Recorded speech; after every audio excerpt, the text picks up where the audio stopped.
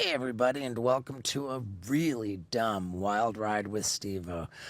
I got a new face tattoo, my first face tattoo, and it is not safe for work, and it was given to me by Post Malone, and wow, is this story crazy, and wow, is this episode juicy and entertaining, and wow, am I happy to be back on my beloved tour bus, getting ready to go back out on tour with a brand new show. It's just exciting times, man, and man, this podcast is not going to disappoint. So let's get into it. You wearing biker shorts? No, they're Women's underwear? What are they? it's briefs. You're just wearing underwear on the podcast. I'm sweating. Dude, he wears just underwear. Like, he'll go to the store like that. Or, like, on tour, he'll go out to get food. Like, What do you mean you go to the store in your underwear? I'll go to the store rocking these. They're down to my knees. Yeah, dude. they're casual. Like, Are they though? Yeah. why not? Even if underwear is casual, do you still wear it out? I don't know. It depends. I never worn it to the store, but I'll stand outside in my underwear. Yeah. Hey, can you have the tour Duh. dates on there? Wave to my neighbor. yeah, they're right here. Yeah, that's normal. Okay. All right. So what are you saying? Vinny's abnormal? Well, I'm saying Vinny's going to the That's store in all his he underwear. does is call me abnormal. Well, I wouldn't call you normal. Has Steve, have you ever gone to the grocery market in your underwear? I can't say that I have. On drugs. Okay. Ladies and gentlemen, people of the universe, I bring to you, us, with a reappearance from the gorgeous Paul Brisske. Hello, everybody. It's about time. It's great Let's to be back. introduce yourselves, folks. I'm Scott. I'm Vinny. And Isaac. Isaac over there off camera. How about that? You got to introduce yourself because you know I'm not gonna. Very thoughtful of you. Yeah. Yeah, and here we are, back on our beloved tour bus. Yep. Getting ready to go out on tour, but we're parked outside the Radical Ranch right now, and I am just adjusting to having a penis tattooed on my forehead. Yeah.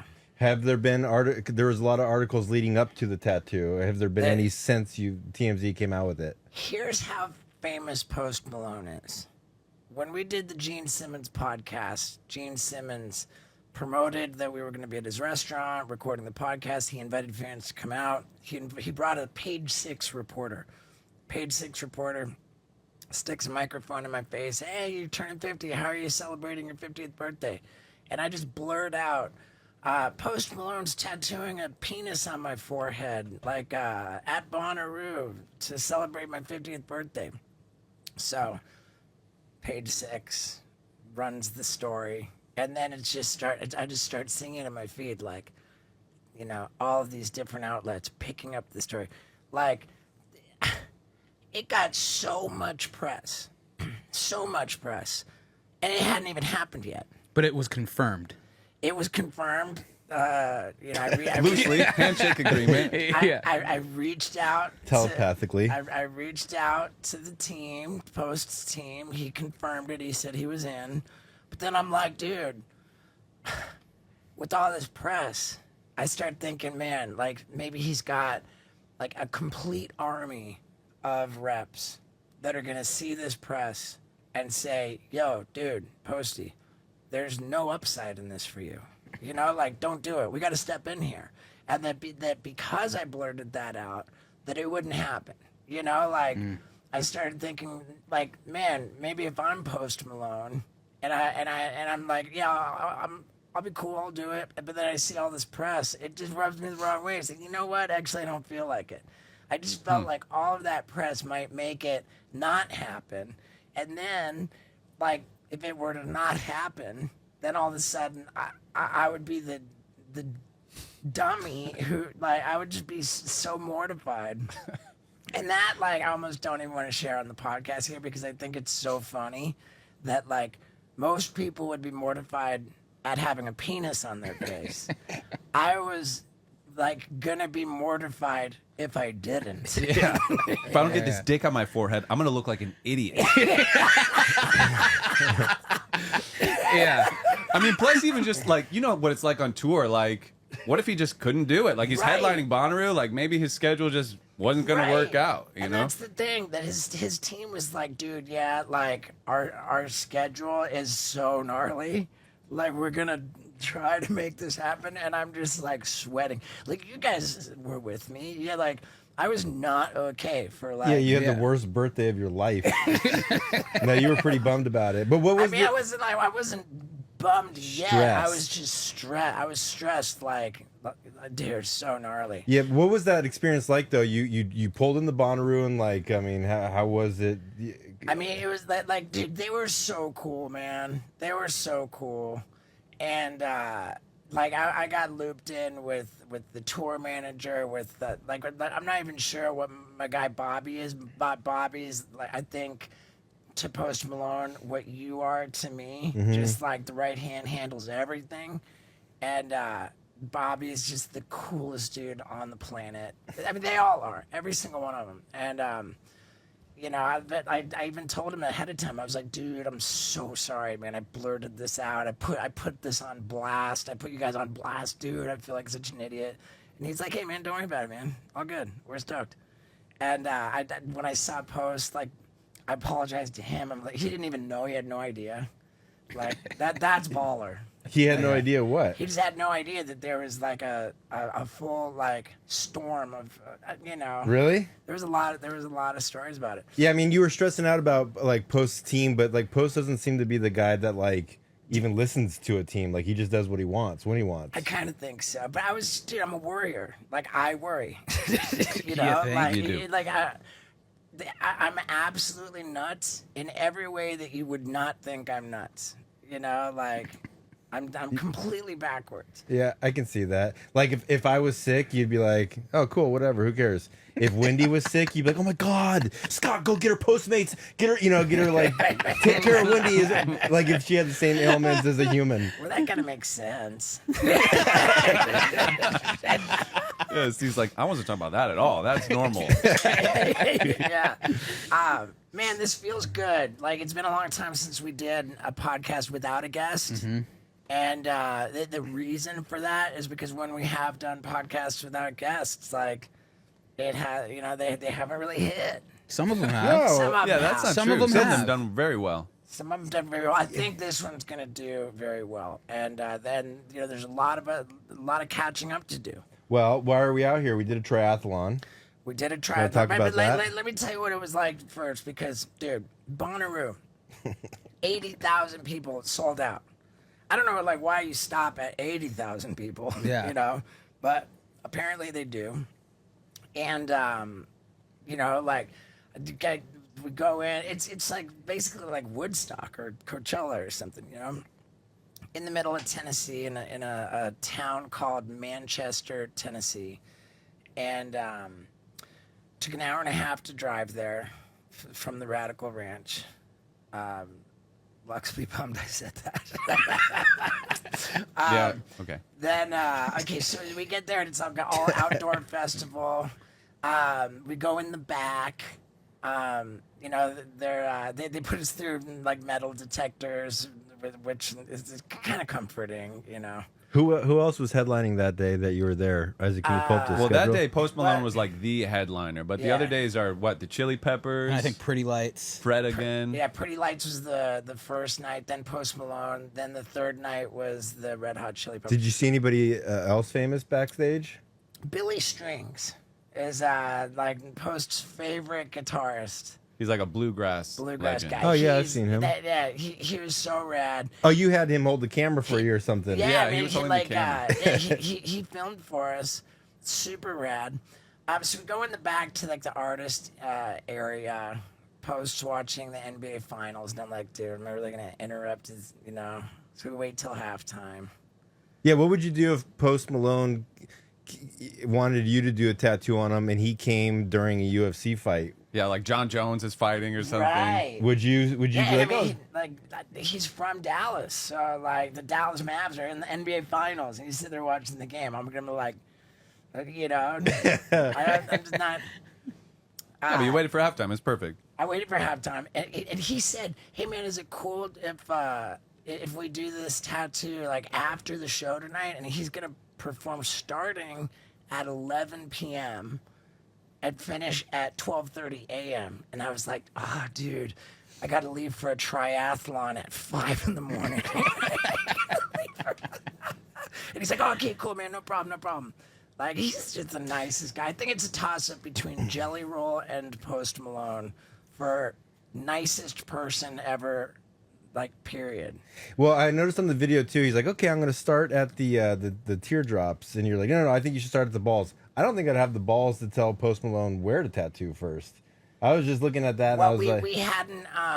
He didn't say I'm going to start on the teardrops. He said I'm going to start closest to your eye. "Yeah, why didn't you want him to do that? Just cause?" I mean, they had turned out the balls are the closest to my eye.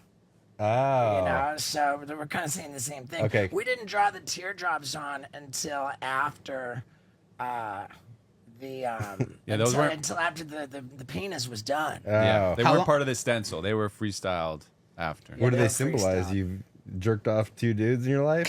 I don't know. We would need a lot more teardrops than that. How long did it Man, take, start to people are gonna be finish? crying. People are gonna be saying, "Dude, man, Paul Briske's got to be on all the time. He's on fire." I said, "Dude, Paul, you've been on fire in general."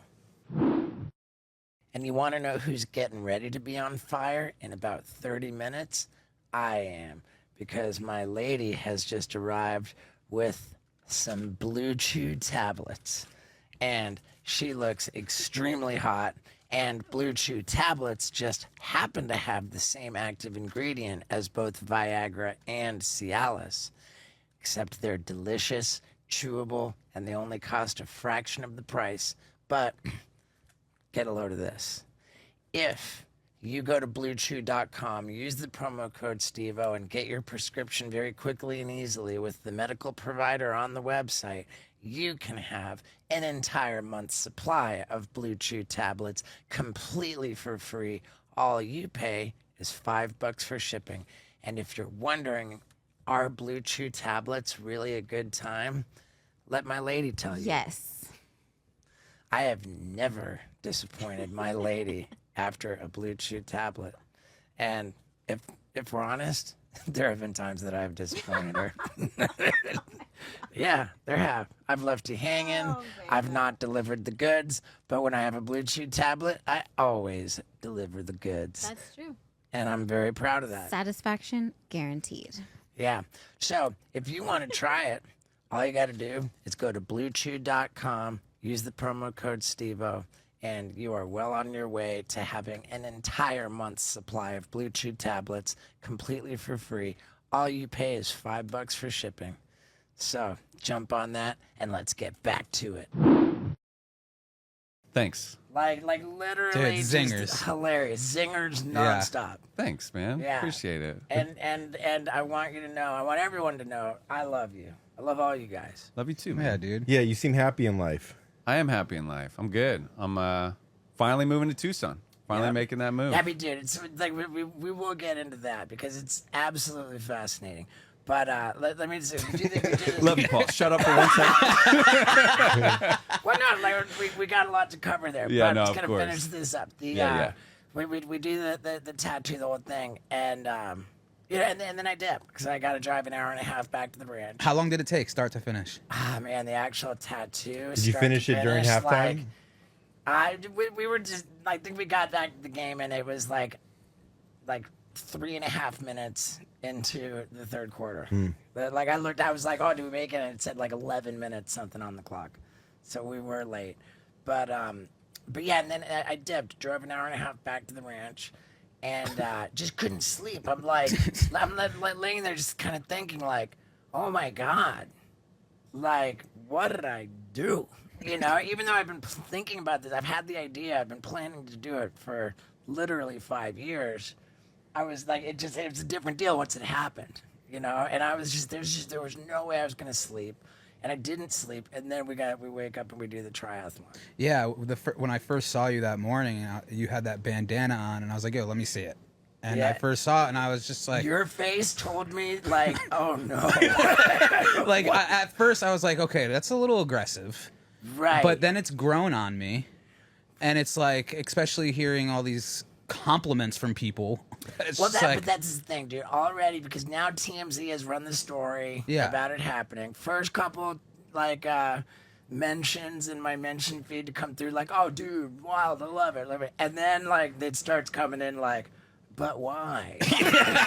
You know, like, and like the haters start hating. And that's just, like, I gotta just...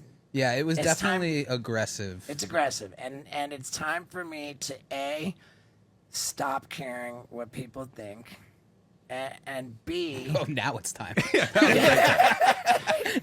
Yeah. I'm a sensitive guy. I gotta not be cis. I gotta be not cis. I don't think it's that aggressive. I thought I kind of wish it was bigger. Yeah, I think it looks cool. I think it looks.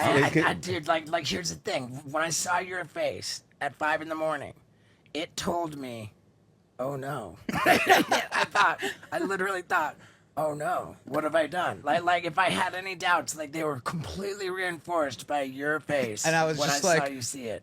Mellow. Yeah. Right. And for that whole day, the whole day of the triathlon, I literally thought, I'm going to be Bret Michaels from now on, where you never see my forehead ever. You know, like Bret Michaels just has his bandana and you just do not see what's under it. But then, like, I don't know. I also wanted to keep it covered because, like, I felt like I wanted to keep a lid on it, you know? But then I just took it off. By the time, like, we got home from the triathlon, like, now it's been 2 days. I kind of dig it, you know? Anybody at the triathlon say anything? No, but when we went to the restaurant after the triathlon, the waitress, I was like, hey, check out my new tattoo. And I peeled up the bandana. She looked at it and was patently disgusted with me. Really? She shook her head and, like, walked away at, like, where she wasn't trying to, like, it wasn't like she wasn't trying to express anything to me. She walked away on her own deal, like, having a problem with it. Wow. Yeah, like, big time. I was like, ooh, wow, I bummed her out. But, like, whatever, you know? And to all the people who do hate on it, like, they probably don't understand. Like, I reserve the right to get it lasered off whenever I want. Yeah. I'm really just going to see how long I last. You know, like, How long do you think you're gonna last? We gotta place our bets right now. How long do you think I think you keep it Yeah, and it grows me on too. you. It's just gonna be like your trademark. Okay, well, as a frame of reference, I used to have profanity tattooed on my knuckles. My right hand was the S word, my left hand was the F word, and they lasted for more than, actually about exactly 10, just slightly over 10 years. But you got that. I got it in 2003 in October, and I got them lasered off, like at I think the tippy end of 2013. And you got that removed out of your respect for your niece. You didn't want her It was seeing that. that. It wasn't that. I got no, dude. Like, one of the first things I did. Fuck my knees, dude. Dude, one of my niece, like, when she was, like, reading her first words, I had her read it out loud, and I videotaped her. Like, So what, yeah. were you just sick of covering it up when you went on TV? It wasn't that I was and stuff? sick about covering it up. It was that when I got out of sex addict rehab, I was in this men's therapy group, and the guys didn't know me, like these guys in my men's therapy group, and they were like, one of the guys in the group looked at my knuckles, and he said, and you know, like, I just gotta say, I'm looking at what's tattooed on your knuckles, and it just kind of makes me feel sad. You know, I think, like, what, you know, like I feel sad at whatever you went through, that you felt that you needed to do that. I you wonder know? what he's going to think when he sees your new one. Yeah. Right. And I was like, I explained to him too that, like, I was like, oh man, this is like really my favorite thing. I was like, You know, I told him, like, I just got a kick out of it. I had this show called Wildboyz. It was like my own TV show, kind of. And, like, I thought, how funny. I'll make the editors blur my hands on my own show. You know, like almost like a prank, like a gag. Yeah. And I was like, and also, when I got these tattoos, my mom was in the hospital with a do not resuscitate order at the end of her bed. It was like the last of her days. And it was, and I showed up at her hospital, and I walked into her room, and I was just at a loss for what to say, you know, like, what do you even say, you know? And my mom was just in this bed, and I walked up to her and said, Mom, like, check out my new tattoo. And I held up my knuckles to her, and my mom looked at it, and she kind of squinted, and she said, shit, fuck. My son is a shit fuck. And she giggled, like, kind of like, you know, like, yeah. It was like, it was the last time my mom ever laughed. It was like the most, like, wonderful, you know, like, hearing that terrible, terrible, like, situation. Like, it was the last time that she ever laughed. And, like, it was like this, like, little, like, moment of lightness where there was no light. And I always cherished that, you know, and like my knuckles tattoos. You ever think about getting them again? Yeah, I think you keep that and you re-get the knuckles. I mean, I don't know, but the thing was too, like, my hero was always Ozzy, you know, like Ozzy, like, wasn't like a sex symbol kind of guy. He was just a pure madman, you know, just the wildest one to ever do it. Like, he was so out of control, just such a complete, and I just, like, everything that Ozzy represented for being so gnarly, all the, just the crazy stories, the snorting ants, like, just the legend of Ozzy. And he had Ozzy tattooed on his knuckles, and I was just like, it was kind of like, I wanted to, like, make Ozzy proud by, like, in the same spirit of him, like, be even gnarlier, take it to the next level. And after the therapy group discussed my knuckles, it occurred to me that whoever I was trying to impress with my knuckles, like, never really cared. And that, like, they had just kind of outlived their usefulness. And I went and got them lasered off, you know? Not, like, because it was kind of, like, for my dad. Like, a little bit, I don't know. I was happy to tell my dad, tell my family, like, hey, I'm getting rid of the... I thought you got the... Well, yeah, I also, like, I had a dick tattooed on my arm. I remember coming home that time to see my mom, and it was my first time I'd seen my dad since I got this big dick tattooed on my arm and the words on my knuckles. My dad walks up to me, looks at my knuckles, points at him. He says, that's stupid. Then he points to the dick on my arm, and he says... but I am personally offended by that. Personally. And I was just like, So, like, it was kind of a thing for my dad, and I told him. And I went to the laser tattoo removal. And the first session, they do my knuckles, they do the dick on my arm. Maybe I made it, like, through 2 sessions. I went with like, you to a couple of them. I was bet. done I bet. in Beverly Hills. Yeah. And like, halfway through the process... I just got like I just got sad. I was like, I can't part with it. I love the dick too much. So it's just faded. There's like 2 tattoo removal sessions in there, and I stopped. I wouldn't let him laser it anymore. But yeah, so who knows, man? And it's counterintuitive. Like, people wouldn't understand. I don't get it. But when it comes to laser tattoo removal, the one color of ink which is most easily and completely removed is black. Like, the tough colors to get rid of are like red and blue. Anything but black is like really tricky for the lasers. Black comes right out. And those are the only 2 that you've tried to get removed, or has there been more? The only ones my knuckles are completely clean. Yeah. And so I know how. So wait, what does your dad say? I mean, he hasn't seen it in person yet. Come on, Paul. There are certain things my dad just doesn't need to see. And all my dad wants to see is the numbers, because he's a businessman. And when it comes to business online, there is no better way to grow or even just start your business than Shopify. Why? Because Shopify is the gold standard for your website. It's the easiest way to build a super professional website and the gold standard, meaning that it's the best website to add in all of the different components that make e-commerce work.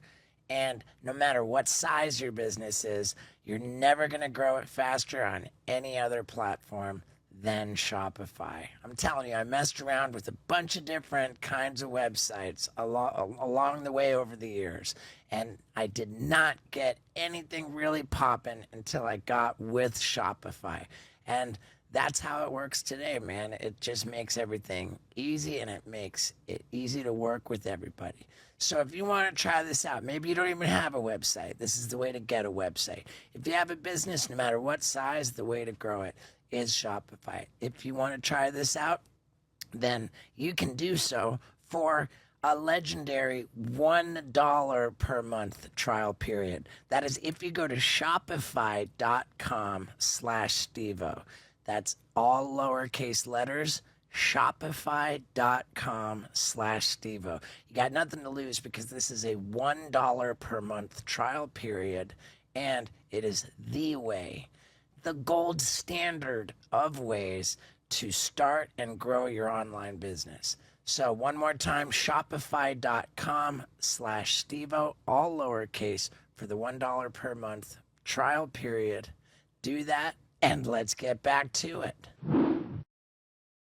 Dad's bummed on the... Yeah. My dad's not stoked on the penis on my forehead. Did he say anything? He's kind of jokes. And like, Yeah, I feel like your dad's a different person than he was like 10, 15 years ago. Yeah. I mean, there's nothing that you could do now where he would be like, I am personally, like, he would just be like, okay, well, why was that the best answer? Right. Like, he's, you know. Why Yeah. is this the solution? Yeah. I don't understand. Yeah. Yeah, but in any case, so the haters are gonna hate. Like I'm kind of motivated to keep the dick on my forehead like for longer. Like Yeah, I say, for the haters, but like whatever. If I want to get rid of it, I can. It's I say like 5 years or forever is wow, 5 years or forever. Yeah. Wow.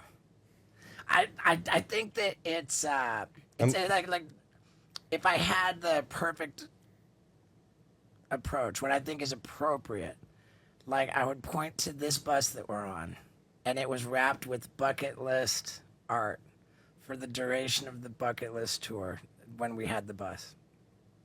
And then when the bucket list tour ended, we took off the wrap. And right now it's got no wrap.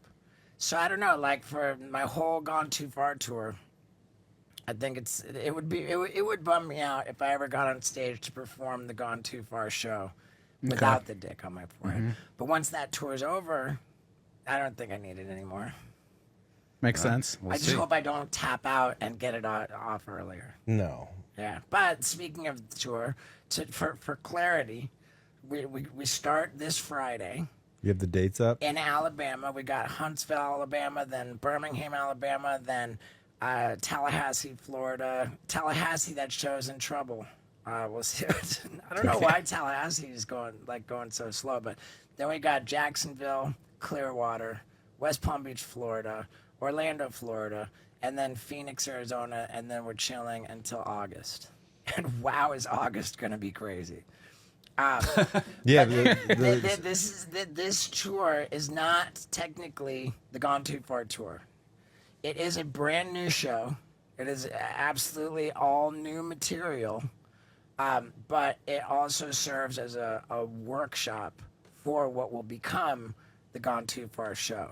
And for the stuff that has not happened yet for the Gone Too Far tour, there's all kinds of like juicier than ever placeholder bits in the show, which really represent what has gone too far in the past. And man, it is a little bit mortifying to perform some of that material because like the things that went too far really went too far. Have you talked about other stuff that you're going to be filming on the tour besides the boob job? Like, have you gone into any other bits? I've brought it up kind of too much. Like, I'll just let it be, you know. Like, I don't need to keep hammering people with what hasn't happened yet. Like, But I think it's cool. This like this is gonna be interesting shows because like These are gonna be watching great you shows. like work on stuff and try out new shit. There's something a little more casual about it. Like anything could happen. Like those are Right. my favorite kinds of shows. I mean, the stuff that you showed on the cruise ship was really cool. Yeah, I the mean, cruise dude, ship was that hilarious. show is the template for what we're gonna do, and I would have been like really like kind of methodical about like go to the like film a bit and then go to the comedy club and work on it and then put all the bits together. But when we went on that cruise with the Impractical Jokers and Eric Andre, like I contractually had to have a full hour show for that cruise, and like I put together a full hour show. You know, I was like, okay, well, what's it gonna be? And we picked out all the bits and we worked it out, and like I just worked it out, and like I think we were all like really energized by how well it came together, and it was like, whoa, like so hold on a second, we actually have a show. And then I felt comfortable like booking this interim tour is what I'm calling it.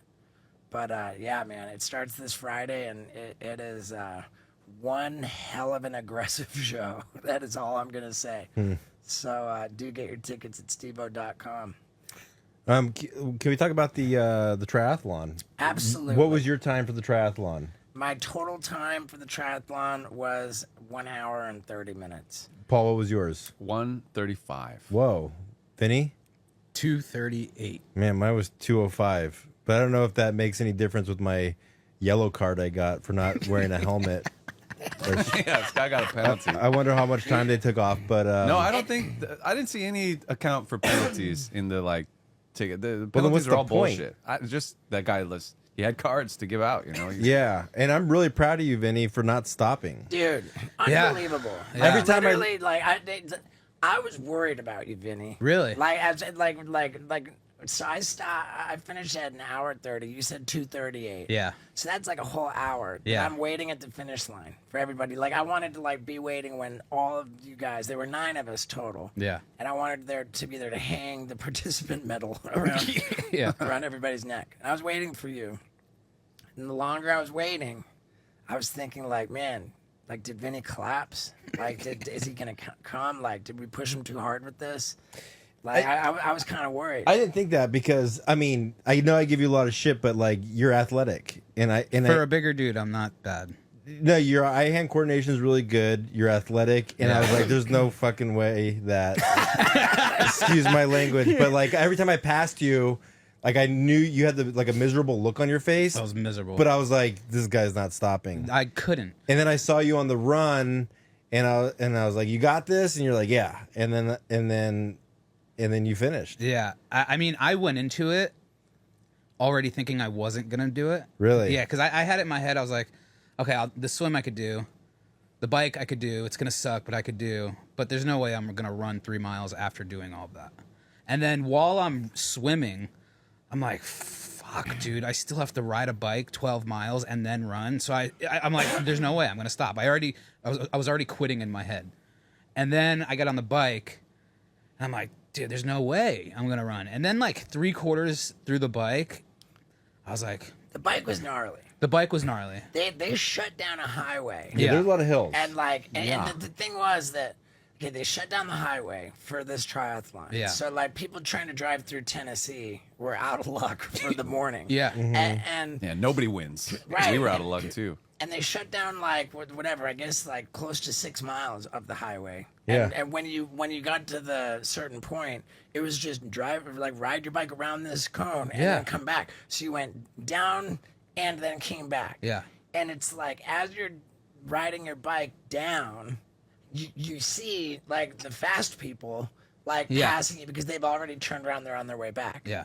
And you're going like downhill, uphill, like crazy stretches of uphill. And you're watching these people come back and you're thinking like, okay, so for as far as I've gone, like I have to go that much back. Yeah. And when the hell am I going to turn around? Like, I'm still not like, oh, okay, it's going to be soon. It's going to be Yeah. soon. And you're like going for another like forever. And you still haven't turned around. You're thinking like, okay, like when the hell am I going to turn around and start chipping away at this back leg. Yeah. Because like I'm not even like I'm starting to really think like this is bumming me out.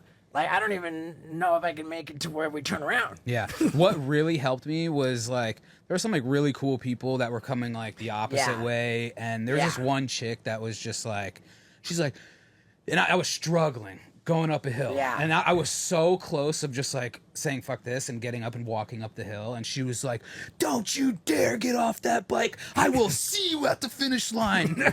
Wow. And it was just like so epic, and I like started tearing up, and I'm just like having this spiritual experience where it's just like, I need to do this. What Like, were you crying about? What were you just? I wasn't crying because I was in pain or anything. It was just like a few emotions. I was like, damn, dude, I'm so out of shape that I just can't do this. That was part of it. And then another thing is just like, damn, my life is pretty cool. I have a really cool group of friends that are pushing me to do this. And like, that was another thing that was helping me make it to the end. And then like seeing the finish line was like the craziest emotion I've ever felt in a very long time.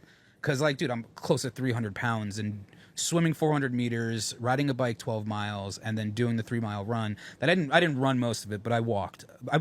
Yeah, but you never stopped 95% of it, moving. but I never stopped moving. I didn't get off the bike. I didn't do anything, so I never stopped moving. So seeing the finish line was like a crazy feeling that I've like never And experienced as before. soon as you saw, I was like, yeah. Yeah, and then I started running. When I saw it, I just started running, and Yeah. I was just like, and then crossing it and you putting the thing over my neck. It was pretty rad. Well, and then my favorite part, Vinny like lays down because he's just so exhausted, and Steve's like, "Here, let me help you out." Like starts pouring water on him, but then you like poured it on his face, and he's getting like waterboarded. I don't know if we can put the footage. The footage is so footage is funny. We're so watching it like funny, Vinny's dude. like dying. And he's like has to sit up like, to breathe. You know? Yeah. It's like, "Here, let me help you out." It was so funny. Yeah, you laid down, you took your shoes off. Immediately kicked and my Steve's shoes like, off. I did the same exact thing. Oh my Yeah. god, I collapsed so My bad. feet, my right foot felt broken for like 24 hours afterwards. My right foot was in a lot of pain. Really? Yeah. Easy to believe that Vinny's feet were really hurting. But you know what's not hurting Vinny right now? His butthole. I can guarantee you that. You know why? Because Vinny discovered the joy of the Tushy Ace. And what's that? It's the most epic bidet from Hello Tushy that you could possibly imagine. It comes with a remote control, which heats the water, which blasts your butthole. It is so comfortable and just wonderful. The feeling of having a warm stream of water just massaging your butthole. And then it air dries your butthole when you're done. And the seat warms up. I mean, this is the most luxurious experience. And at the end of this very podcast, we talk about it in the most glorious fashion, organically. I even say, I'm like, you know what? That they don't even have to pay me. This came up in conversation. I said they are my favorite podcast sponsor, Tushy. If you haven't tried a bidet from hellotushy.com, then it is time, people. It is time. The testimonial at the end of this podcast will show you. The testimonial I'm giving you right now will show you. You need to go to, here it is, hellotushy.com. And then use the promo code Stevo for 10% off your entire order. That's for a limited time. And I mean, dude, you don't believe me? You listen to the end of this podcast about what we have to say regarding our experiences with the Tushy Ace. It's unbelievable. And you're out of your mind if you don't jump on this deal to get your own Tushy Ace with 10% off your whole order. That is if you go to hellotushy.com and use the promo code Stevo. Just keep listening to this podcast. You'll see what I'm talking about. I love you, and I really love hellotushy.com. So let's get back to it. Yeah, and like I had talked about it probably on the podcast, definitely in one of my main channel videos, saying that like I'm training for a triathlon and like only one person's safe, and everybody's who doesn't come in first place out of our group has like awful torture happen. We were gonna shave your beard off. Scott was gonna get both of his nipples pierced, and then as it happened, like it just struck me. I was just like, man, like these are like my best friends in the world. You know, like 9 of my best friends on this planet all traveled to the middle of Tennessee to celebrate my birthday with me by doing this like ultimately challenging triathlon. And it's like so special. It was so like beautiful and special. And I was like, am I gonna really like turn around and be like, okay, now you get punished?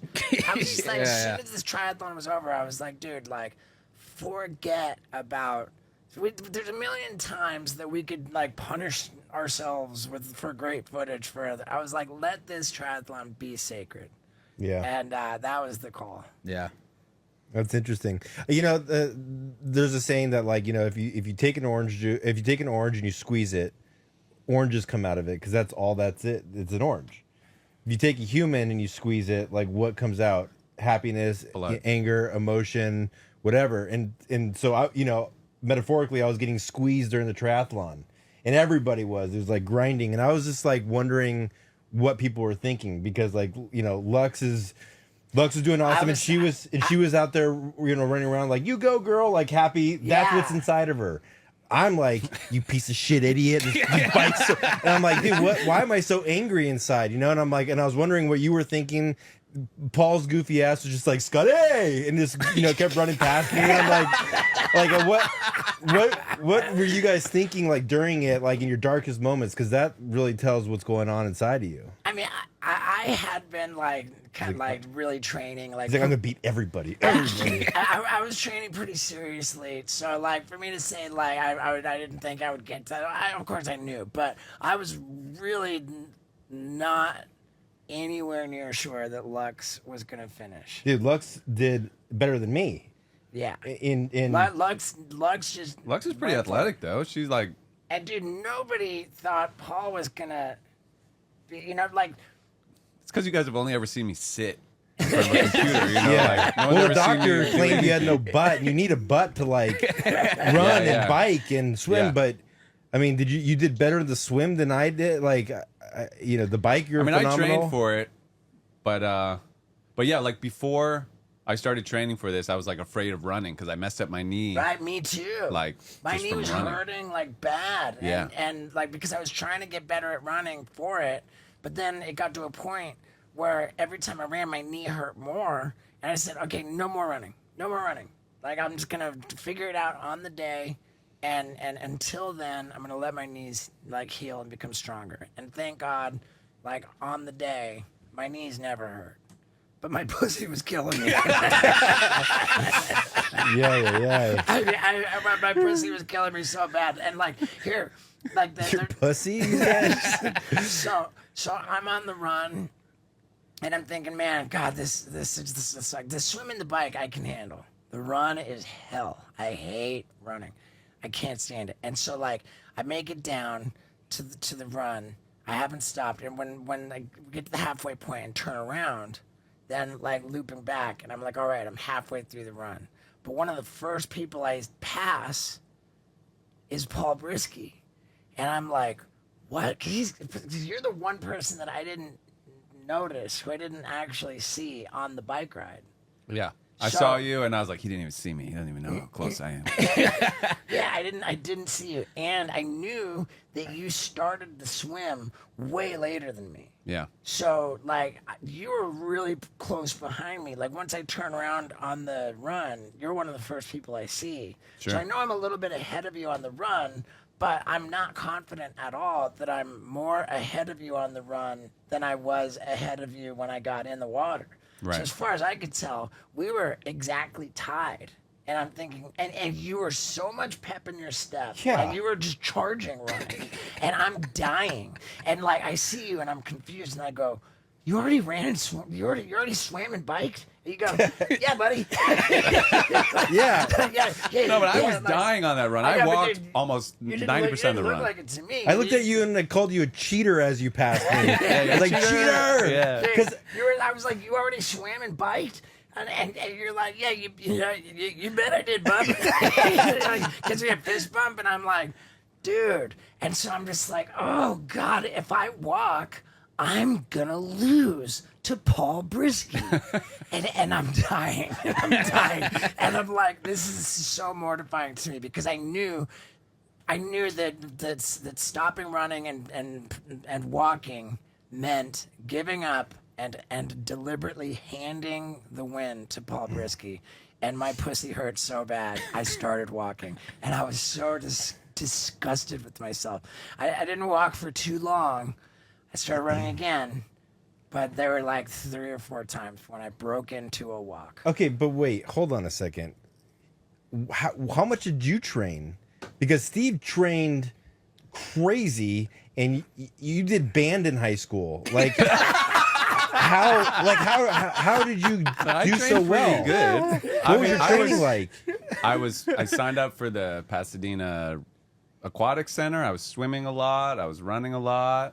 I would bike at the gym a little bit. I trained a lot. I just didn't text everybody every time I did it. Oh, dude, we had a triathletes, all 9 of us. Steve was doing a triathlon a day. Like the triathlon group text thread, like literally I texted every day with my time for like, I'm like, dude, 19.5-mile bike ride today. Goodbye. You know, like, Yeah. like 1,000, like our triathlon, we only had to swim 400 meters. And I'm at the pool swimming 1,000 meters. Like, and then texting the group, goodbye. What were you swimming at the Rose Bowl when you were doing it? Over 400 meters. I don't know. I wasn't like keeping track or like tracking my times or anything like that. I was just trying to stay active and running often. And I wanted to beat Steve. I really did. So I'm like, as proud as I am at what I got, I'm a little disappointed in myself. That's crazy. Dude. But you're Little did I know that when I was disgusted with myself walking, Paul was disgusted with himself walking. For sure, I was. And I was walking more than him. But you're the swimmer of the group, so you don't had get this it. hard time swimming in the lake. Yeah. I had a and panic the, attack. The lake was murky as hell, like a lot of bacteria, and I had a fresh dick tattoo on my forehead. Yeah, well, I was swimming in it, and I started off, and I was passing like people. I was passing chunks of people, and then right when I got to the middle, I kind of like looked up, and I couldn't. I was like breathing really fast, but I couldn't get the one breath to catch my breath, and then I started like looking around, and I started feeling claustrophobic, and I just almost tapped out because You held on to the kayak, right? I was like, I was like, hey. And then he came over, and I put my hand on the kayak. I'm like, what am I? I'm an ocean lifeguard. Like, what am I doing? And then I You took get my mad at him, hand you're on. like, get the fuck out of here. Yeah. and then I started just like backstroking, and then I just started. And then I was okay. But it took like 5 minutes to be like not have a complete. The world was collapsing and claustrophobic. And I mean, it was weird. I just had a thought, and I'm compelled to speak up. That the title we're gonna have for this episode is going to be all about my face tattoo, and Post Malone tattooed my face, and like there's like probably going to be like a humongous drop off in retention when the discussion goes from face tattoo to triathlon. So as I say this right now, we're speaking to the real ones, the people like who are in it, like on the ride, wild ride with us. The people like, and I always say it at the end of the podcast how much it means to me when people stick around, but I feel really confident that the people listening right now are the street team. And I For just wanna sure. say, Well, why don't you- everybody who's hearing this right now, I really, really love you. Why don't you give away? I love all you guys. Love you man. too. Love you too, dude. Why don't you give away something on the? What can we give away? We have the remaining of those they should watch the bucket list. T-shirts. They should watch the bucket list that you have on the website for free, and then we can put the bucket list T-shirts for whatever you want. I mean, I don't know. Yeah, we do have $0. like, we've got some. I wonder what why don't we do like a killer deal on books or something? Like we'll say, hey, can we create a special link all the way at the bottom of steveo.com where no one would ever see it, and have a unique link at the bottom of steveo.com for a copy of A Hard Kick in the Nuts hardcover for $10. $10. And that, like, candidly, it's not going to be a signed copy because the books are not here in Tennessee, but it's a hardcover for $10. And it's really And it might take a little bit to ship because when I asked you 4 days ago if we should send them in, you said nah. Oh, yeah? So I'm gonna have to send them in. It's gonna take 5 days to check in, and then they'll ship them out. But it's All only right, $10, so you might as well reserve it. So you want to do the hard kick? Yeah, it's a hard kick in the nuts for $10. Hard Holy kick, hard shit. cover. And Yeah, then and I want a unique link at the bottom of steveo.com. But let's not let's not get in the weeds. We got more to talk about. yeah, Paul, are you Paul gonna die Brisske. soon?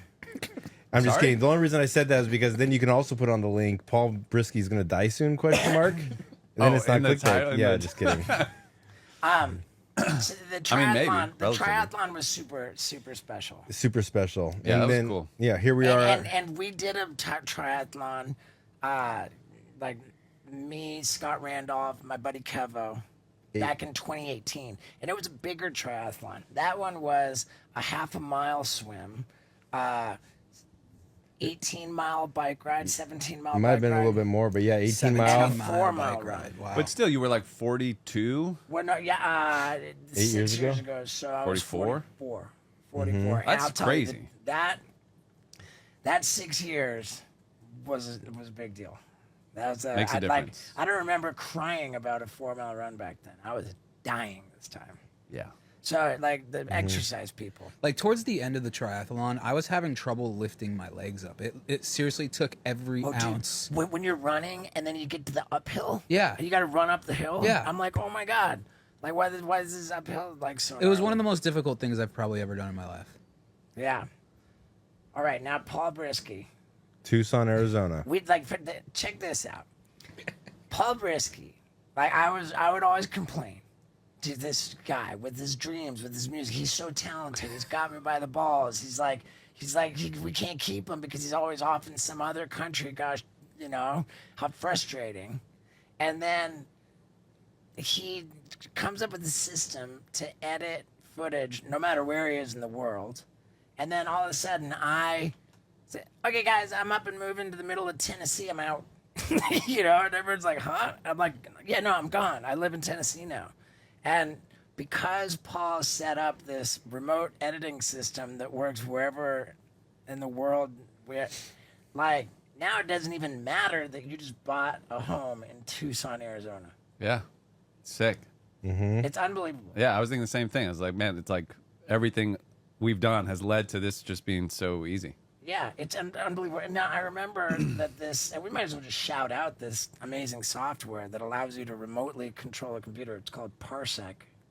Yeah, it's sick. I remember Parsec, like either Parsec was crashing or the computer was crashing, and you'd be like, "Hey, is anyone at the house to go reboot the computer?" Yeah. But that doesn't seem to have happened. And No, it hasn't happened in a while.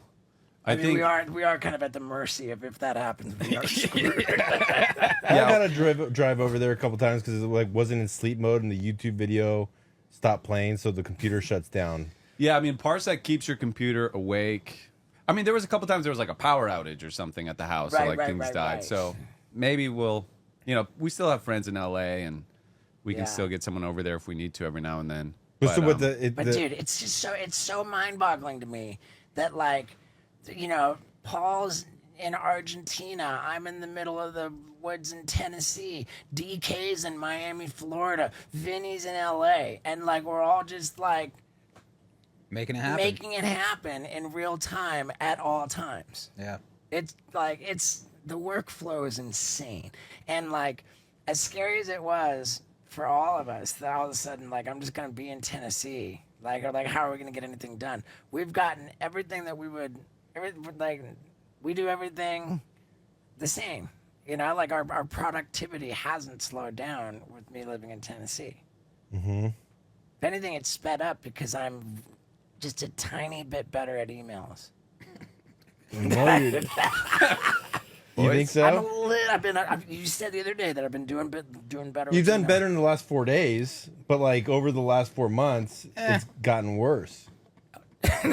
What? You don't? You're saying from what? I mean, your like text back skills are kind of Waning? I was telling the guys, like, when we first started, me and you like only communicated like you were on your emails all the time, and then Yeah. I You're don't talking know, like 2014 or something. 2014, like Steve was like CC'd on every emails. I didn't even have to nudge him. I didn't have to start nudging you to respond to emails until probably like maybe a little bit before Jackass 4 came out. Yeah. And then you just kept completely like you don't even want to deal with electronics anymore. Like in Not electronics, just administrative stuff. You know, like yeah, I mean you'll respond to like I'm sure you don't have that problem. If anything, now you know what we feel like when you're trying to get a hold of Paul and he never responds. yeah. Yeah, you know, I mean, I've been trying to improve at the email game. I've get improved it. slightly. No, you haven't. I had to like screenshot like, hey, dude, these people. I slipped up a little bit because I was like touring and traveling here, and I've slipped over the past few months. But I get it, but like from the perspective of like our audience, like what matters to me is that we've been like routinely like disciplined every 2 weeks, like a killer main channel video. Yeah, that's been good. Every week a podcast, and the content has been great, man. Like I'm really happy with like the level of quality of all the videos that we're making. And if that's where my energy and my effort is going into like creating great content, then I'm a happy guy. That's what Yeah. I need to be doing. I think that's where it should be going. Yeah, for sure. So fuck emails. Yeah. Yeah. Well, so dude. what's next for us at the like? What do you do? Like, what should we do here? Is there anything fun to do? Is there anything fun to do in Tennessee at Yeah. the Radical Ranch? Yeah. What do you? Are you What? kidding me?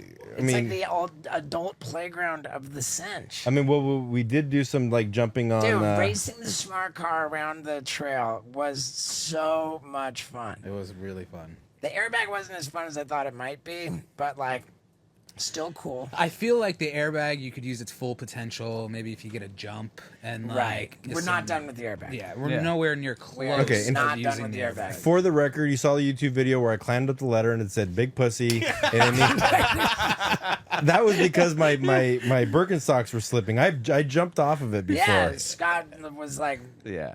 no hesitation. He was an absolute savage. You could see the whites of his eyes. Yeah, but It was still fun though. that was a good video. It was It's a nice fun. little mellow jump. It was so much fun. And like, I mean, are you going to do anything else with that smart car? I mean, we're going to keep it alive like Frankenstein, dude, dude. I really, it's important to me to like just keep fixing that smart car and just keep doing smart car dumb things. Yeah. Yeah, it You makes know? sense. I love it. I never want it to die, and I have all kinds of ideas for it. But yeah, dude, like, are we gonna do anything funny? We were hitting can, baseballs on fire. Yeah, we can do anything we want here. Yeah, it feels like it's just the beginning. It's Like you so- could build a catapult or like dig a big Dude, hole it's or so just the beginning Yeah, but of the Radical Ranch. Can you It's- build tree a houses. lake? A pond? that's just gonna make mosquitoes. Is what Yeah. Lux thinks. And like, what's the lake for? To land in? Yeah, we got an airbag. It's kind of like a lake. Yeah, but dude, it's exciting times. We're gonna do all kinds of stuff at the ranch. We're gonna be on tour, and I've got this guy making this documentary. I'm dying to say what I came up with for the working title of the documentary, but I'm not gonna. I gotta stop blurting things Yeah, hold out. that one tight. Yeah, I got to keep a lid on that one. But I'm excited about it. We're making this documentary that we don't know where it's gonna live. We don't. We just know that we're making like a high level documentary, and like I'm just putting everything into it to make it epic, and like I think that the timing of that, I believe possible that where that documentary ends off, that maybe like some kind of a docu-series begins, because I've got this other potential project, in development, and whatever. Like, I mean, who knows? Maybe none of it happens, but the possibilities, like, it's possible that it will happen. It's possible it's going to be massive, and for sure, like the tour is just exciting, man. It's an exciting time. Cool. It is. Yeah, get your tickets at steveo.com. Do you feel more at peace here in Nashville? Like, does it feel different? Do you feel different? I do, man. I've got this thing where, like, I chew on my upper lip, like, just out of pure anxiety. And I don't always do it in Tennessee. I do it most of the time. Nice. Okay. Yeah, it's a good sign. There are some times where I'm thinking, like, hey, you know what? I'm not, like, chewing on my upper lip with, like, total, like, my body's just clenched in this, like, death grip of stress and anxiety, because that's my normal default state. Yeah, because they say even, like, being in a lower population density, you talk slower, you move slower, like things just kind of naturally calm down. And it's the woods. Like, this is country living out here. Yeah, even the beautiful. people where we're at today, you know, they're like, where are you at? And I told them, they're like, oh, that's country. And then where we were, that was country. You know, it's like... right, for sure. And I mean, just being in nature, like, yeah, you know, hiking through... I mean, if ever there's a day where I don't hike the mile-long trail through the woods on the property, like, that's an L. Does it feel more stable? Because you kind of like live in fear, like everything's gonna go away, I'm gonna lose everything. Like, you have these irrational fears. Do you still feel that way here or no? I am gripped by fear. The fear is still here.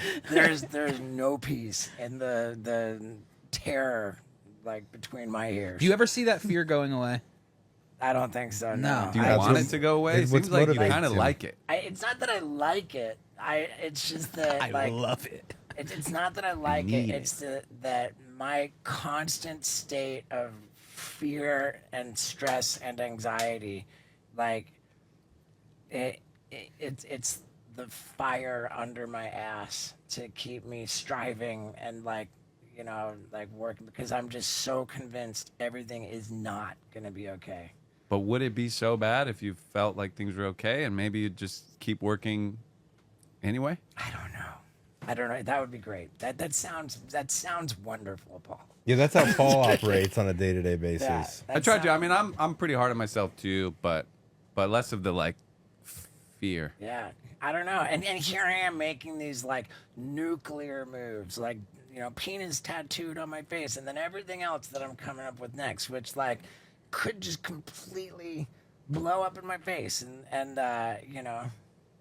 Yeah, but they're good ideas. I don't think you should stop doing any of that stuff. But what if you could do it and also feel sort of at peace a little bit? I don't know. It would be great if I could relax and enjoy my life, but that's sadly not in the cards. Yeah. You know, like, there's fleeting moments when I snuggle with Wendy that, like, everything's okay, but they are very short-lived. Like, while shitting, it's nice. Yeah. Like, when I turn on that Tushy Ace and that warm Dude, I tried waters, that for the first time. the Tushy Ace. Life-changing. Oh, my God. With the remote control and the water that's blasting your butthole is heated. And it blow dries you? Fuck, dude. Dude, did you turn on the stream, the actual water blasting your butthole before you even poop? No. Oh, dude. What does that do? Oh, dude. It lubes you up? It just gets the... Why wait? You just wet the wait runway until a little after you bit? poop? Dude, start blasting that butthole before you poop. I'm will gonna. never do it another way ever again. Yeah, You'll literally never want to poop without water blasting your butthole. They asked me if I wanted the Ace, and I the only outlet I have in my bathroom is, like, across the big like mistake. on the. I know, and I was like, no, I'll just take the regular one, and Big I'm mistake. kicking myself, dude. I'm so down to run an extension cord through my bathroom. God. I just, dude, you Put a will, generator in your bathroom. I will kick a hole through the wall. Yeah, dude. Like, I used it, and I walked out of the bathroom, and Kevo looked at me. He's like, dude, what's wrong? I was like, I just had the best experience of my life. Yeah. It's unbelievable. Which bathroom is it in? like, The front one, by the front door. like the good people of Hello Tushy do not have to pay me to say that they are my favorite Oh, my God. sponsor of the Wild Ride podcast. Yeah. Like it is. I mean, and dude, I'm gonna give myself some credit for like literally using just about every goddamn thing that we promote on this show. For sure. Like genuinely and religiously. Like, we call me whatever you want. Oh, Steve-O with, Blue Chew, Steve-O's always selling something. Fucking suck my dick because I sell shit I believe in. Yeah. Yeah, I promote shit that I love. And at the top of the list is that goddamn bidet. That Tushy Ace is so money. Yeah, I texted Autumn right away. I was like, okay, we're getting... Because she's not a fan of the bidets for some reason. Oh, my God. And it drives me nuts. And I texted her. I was like, yeah, I'm getting she's her. weird about her butthole? She doesn't like things going in her butthole? That's weird. Yeah. All right, gents. Well, I think... This was good. I feel good. This was good. It was nice. Yeah, it was long. Thanks for having me awaited. back, guys. Awesome. I love Good you, to be man. here. Yeah, dude. I love you. Can I just say real quick? I've been releasing some music by Yeah. myself. So Paul Brisske, Spotify, Apple Music, everywhere. Go check it out. I'm releasing a bunch of music there. Paul Brisske. I want to Paul be a Brisske. myth. Is that you That's solo? me. That's my solo. That's a I good love one. it. I like got a that. song out with TK right now called Damn. A lot of shit coming. So I love yeah, it. And check dude, it out. like all the comments are gonna be, dude, get Paul back. Well, fuck it- yeah. Thanks, Yeah, guys. that's you on Spotify right there, Paul Brisske. Yeah, that's me. Brisske. Hell yeah. Yeah, dude. And get your tickets at steveo.com, man. Like, I'm so stoked to be back on the bus right now, going back on tour, back out with the bros. Love you, dude. Love you. Yeah, I love you Love you guys. guys. So there it is, folks. It felt really good to do that. I mean, we said that. It felt really good to do just the boys. I think that as the whole plan was, get a penis tattooed on my forehead and see how much press that generates. I'm thinking that a lot of people know about it. And I'm telling you guys, the show that I'm bringing on tour on this bus starting this Friday is outrageous. If you live in Alabama or Florida or Arizona or any of these other places, like, do not miss this show. It is outrageous. Get your tickets at steveo.com. See this dick tattoo in person, and thank you for sticking around to the end of the podcast. I love you dearly. Yeah, dude.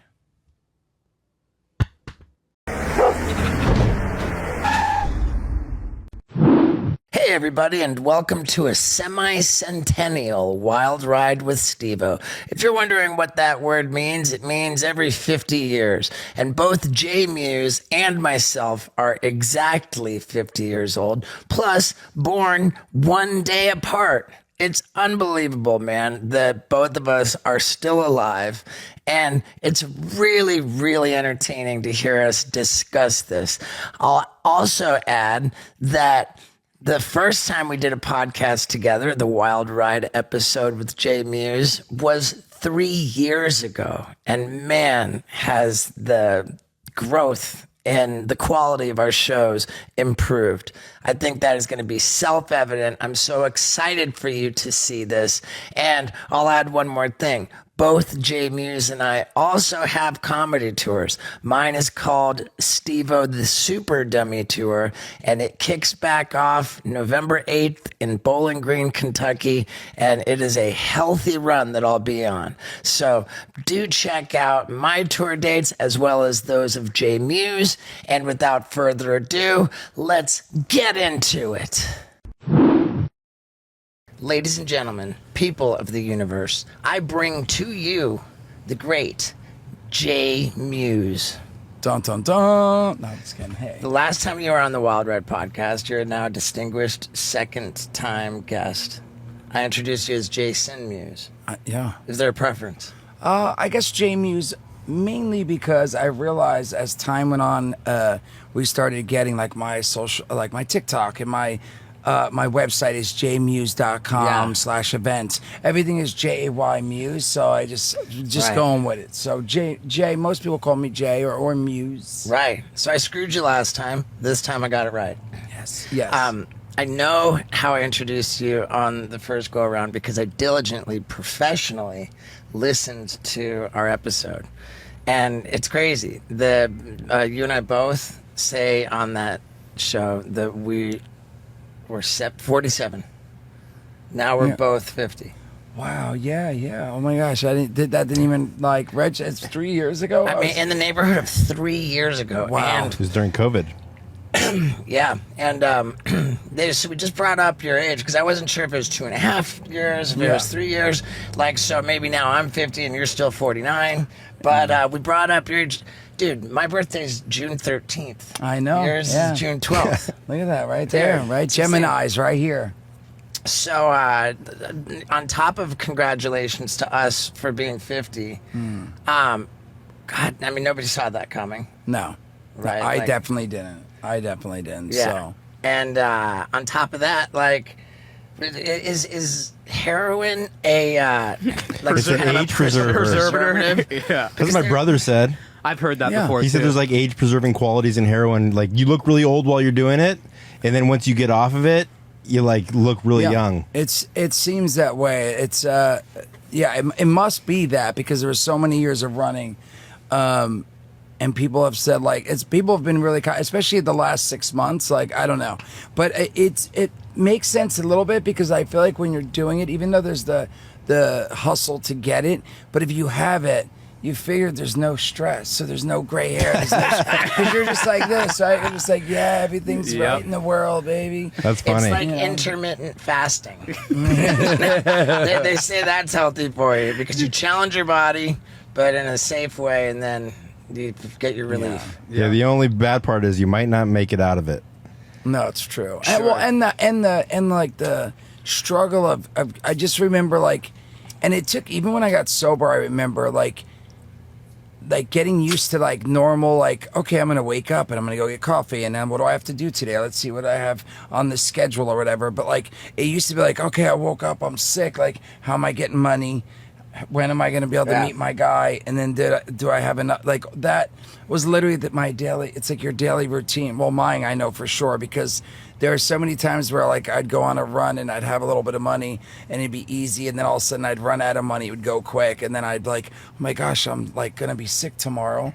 And I'm going to try to make this last for at least a day or two. And then it would last like 3 hours. Did you ever- it's just so much like. Did you have any close calls with overdoses? I feel like I want to say one time maybe. I remember I was in Malibu. I was at this guy's house, and everyone was partying, but I was slamming speedballs. But then I like ran out of dope, and I only had coke. And I remember shooting the coke, and we were on the beach. Like his house was literally on the beach, so you could hear the waves coming through the sliding glass door. He had it open, and I remember like hearing people talk all night. And I kept like checking and stuff, and everyone was sleeping.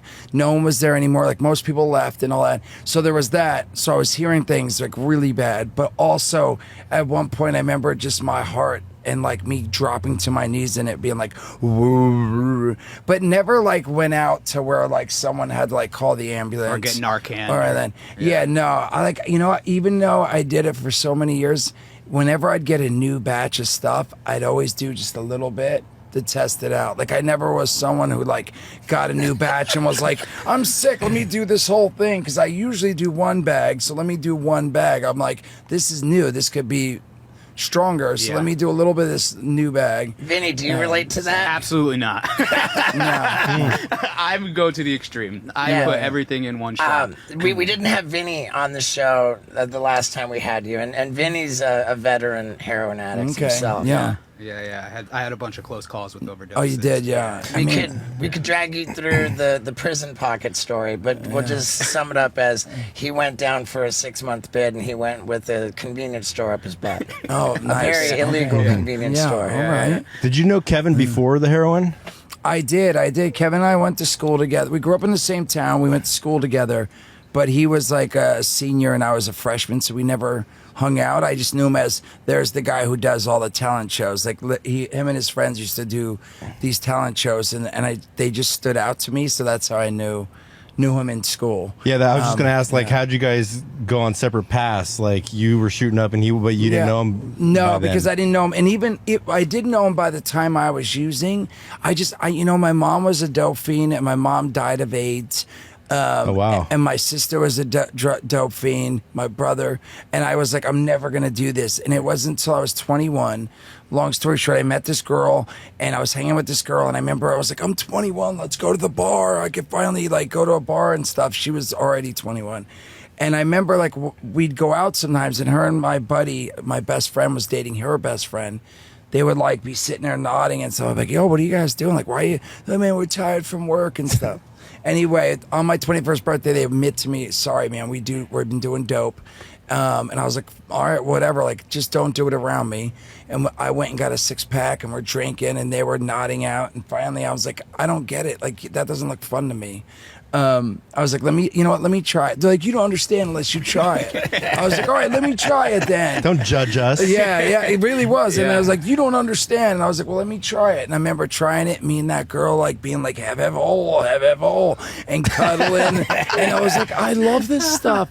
And, it started at weekends, and then all of a sudden it was every day. And then I was like, well, I'll never do needles, though. I did dope. I snorted dope, 'cause East Coast. That was the first time you did it, was snorting it? Yeah, I was snorting it, and I did that for probably about 2 years or so, because I never would do needles, right?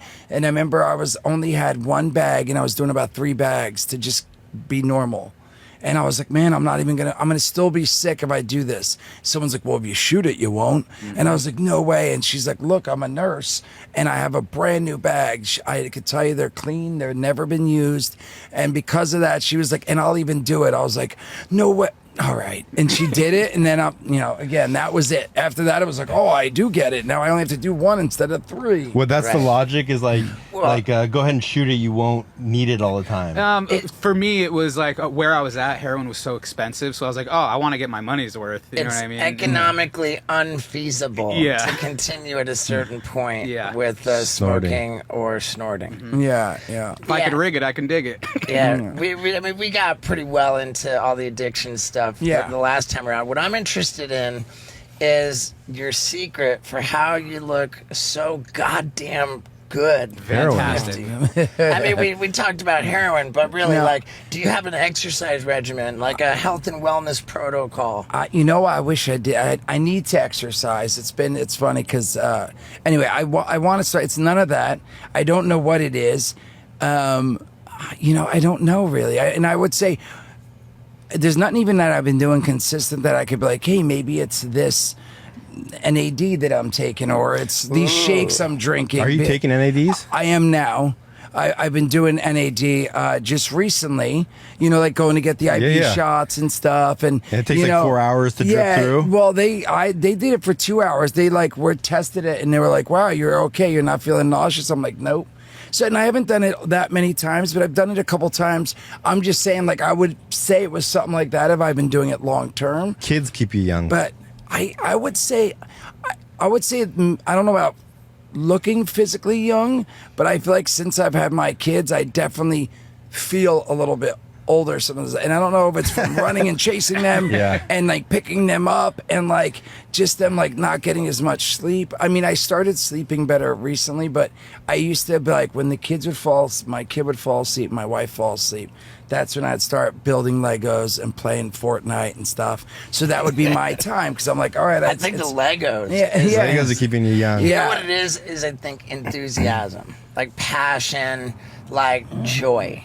Yeah, I could say it's that. I would definitely say that over the years, I have kept my spirit. Maybe I would say I have a positive outlook on life since I've been sober, for sure. Before that, again, it's a whole different thing. But I definitely am happy. Still lovable. I mean, I've been told I'm lovable. So I guess, Yeah, I guess it's that. I mean, but I guess it's genes too. I don't know. Again, I've never met my dad. I don't know if I spoke about that last time, but never met my dad. I don't know who my dad is, but I met my mom and all these different things. But I appreciate you asking why I look young. You've never done a 23andMe or try to find your dad? If you can't find your dad, then the next best thing is to become a dad, right? Just like Jay Mewes did. And if you're going to become a dad, you might as well start out right from the get-go by performing at your absolute best in the bedroom. And the way to do that is by taking Blue Chew tablets. Simply put, it has made my love life with my lady much better because I perform at my best in the bedroom. And it's a lot of fun. If you've been thinking that it might be a lot of fun for you, I dare say I believe you are correct. And if you would like to try Blue Chew tablets, how about trying an entire month's supply of them for free? That's right. Absolutely for free. All you pay is $5 for shipping. I mean, it doesn't get any better than that. And to do this, you go to bluechew.com and you use the promo code steveo. It's very simple. Everything is self-explanatory at the website. And again, if you use the promo code steveo, you are eligible for an entire month's supply of Blue Chew tablets completely for free. All you pay is $5 for shipping. And they just came out with Blue Chew multivitamin tablets. Dude, it doesn't even get any more exciting than that. So bluechew.com, promo code steveo, and let's get back to it. Done. I have, and yeah. Sounds like the motivation was for everything except find my dad. No, it is for finding my dad. It was to see like relatives and stuff. But we're still like in the process of like there's people on there that are like first cousins. They're definitely not from my mom's side. So I'm like, maybe we're gonna figure this out. Things are on the uprise, is what I'm saying. But I don't have any details, so I don't want to really share. Sure. Yet. But it's something maybe I could come back a third time. Wow. Do you ever have people on 3 times? We have. No? Okay, fair enough. I don't think there's ever been anybody 4 times, but there's definitely a growing 3 appearance club. Like maybe I'll have a nice, cool story to tell. What's your ethnicity? You know what? It's so funny because I didn't realize my mom. So my mom told me that my dad was 100% Polish, and his name was John, which I don't think it was because no one seems to know a John. But anyway, I found out I'm 30% Italian, so my dad's like pretty Italian. Aren't those nationalities though not ethnicities? Nationality is like where you're from. Like I'm American, right? Well, I understood. Yeah. Ethnic background. Ethnicity is going to be like more of a race connotation, like Caucasian or Ethnicity means who were your ancestors? Oh wow. Okay, so I'm misinformed, I guess. Yeah. So my ancestors, I know that my father's side was all from Italy. Wow. And my mom's, I'm Scotland and from Irish. I mean, Scotland and from England and stuff is my mom's. Wow. So. Yeah. Now that seems to have quite a bit of overlap. We've got a definition here. Nationality means what country's on your passport and birth certificate, while ethnicity means who were your ancestors. So like... And you asked me what my nationality Well, I said what your ethnicity is. You did ask me ethnicity, which is what I Yeah, what are you getting at, Mr. Glover? I was right. I mean, I don't know. Like, I would say like Scandinavian, like the counts more. Well, I think like what 23andMe does is it gives you the region. It'll circle the map and it'll be like Italy and Greek, like Mediterranean style, or like I'm a lot German in France, but I think I'm more French than I am German. But what's great too is it does, like, you'll find people on there that you're relatives with, and they had gone back. Like from my mom's side, I have her sister, half sister, like has gone deep where they found the grandparents and the great grandparents, and they came over in 1896, and they have papers that are like they signed the book when they got over on the Mayflower or whatever, like all that stuff, like deep That's details the kind of shit of my stuff. sister would do. My cousin reached out to me from there. She's 81 years old. I'm not sure if she's still alive, but she ended up forwarded me over my family tree, and I'm related to Thomas Jefferson. Nice. Yeah. And I mean, dude, how many cousins do you have? Do you even have a number on no, that? I don't. And why do you have so many cousins? My mom's one of 9, and then they all had kids, and then they're like a big Italian family. Then their sisters had kids, and so there's kids on kids on kids, and cousins on kids on kids. Yeah, so yeah. like, it's just so overwhelming. I grew up going to family functions where you say hi and goodbye to everybody. Yeah. That's why I always dip, because I'm so sick of like okay, see ya. Whenever I hear Scott's got a cousin coming, I'm like, and? Yeah, it could be one of many, but I have a big family. How many is your dad? One of? 2. Okay. And then I just reached out to my cousin Craig. I haven't talked to him the first time, but they all live in Grants Pass. Okay, So- good. It's definitely the ancestral.com and the 23andMe has definitely been interesting, you know. Yeah. Do you have So- any Native American influence in your? I don't believe I do. I wish I could pull it up and give you all the details. Again, it is great how they have like the wheel and they show like percentages Yeah. of what you are and all that. So it's definitely been pretty. I'm glad I did it. Is my point. I mean, it's funny because I've met a few people. I've told them, they're like, dude, you can't put your DNA in the system. Haven't you heard stories? Like they're all like dude. paranoid and stuff. That's the only reason I would want to do it. I don't care about the wheel. Let me tell you why. The wheel of pie chart of how much I'm British versus how much I'm Canadian or whatever. I don't really mind. What I'm fascinated by is true crime content and true crime content. A lot of the times they catch the bad guy because of the genetic 23andMe? similarity. Yeah, so many people put their. So if I have a relative who's a bad guy who did a murder and needs to be brought to justice, then take my DNA, because if there's just the slightest chance that the right thing will happen. What, For rat- justice. ratting out your cousin? I'm indiscriminately trying to do my part to bring criminals to justice. Good man. I like it. So yeah, I'm a rat. I like it. All right, so an important question. Is my brother a good neighbor? He is. You know, him and I feel like I travel a bunch. So Yeah. I haven't seen, we cross paths, but I see him, and I mean, he's been honestly a nice thing. Like right off the bat, we like sort of hit it off because I seen him and he was bringing his kid to school. Yeah. And I said hi, and then I saw him the next day, and I said, hey, where? I was like, where are you going to school? And he told me where. And I was like, oh, wow, my kid, we're looking into that as well. So we started talking about the school, well, preschool or daycare, wherever you call it. I don't know. And then it just was such a small world because then he knows my buddy, and then you were neighbors. It's crazy. It's a small world, dude. It really is. So. Scott's brother, Stephen Randolph, is a lot of things, and nice is definitely one of them. Yeah. It's very nice of you. Yeah, dude. I don't know how you do it. Like, I took my niece out to the La Brea tar pits and the dinosaur store. Yeah. I had to go take a 4-hour nap after I hung out with my niece for like 2 hours. Yeah, Like, but you also really have to is. take a nap after playing video games.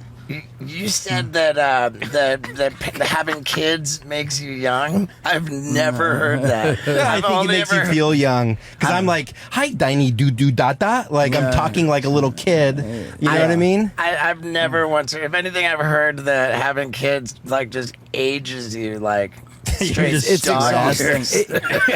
It's such a beautiful thing. It really is. But like, it is exhausting, and like I didn't realize how much for me. Like my feelings would be involved, like how, because I can't, for example, like last year, my daughter, one of her good friends, my daughter did something upset her and she just cut her off. And I'm like, wow, at 9 years old, but she did, she wouldn't talk to her. Is that like healthy boundaries? Yeah. And but it was, I think it was unhealthy because it wasn't Yeah. even like, More hey, mean look, girls. we're really friends, but you're really upsetting me. So we're going to take a little break. It was just like the next day I was like, I'm not your friend anymore. And like my daughter came home upset, crying, I don't know what to do.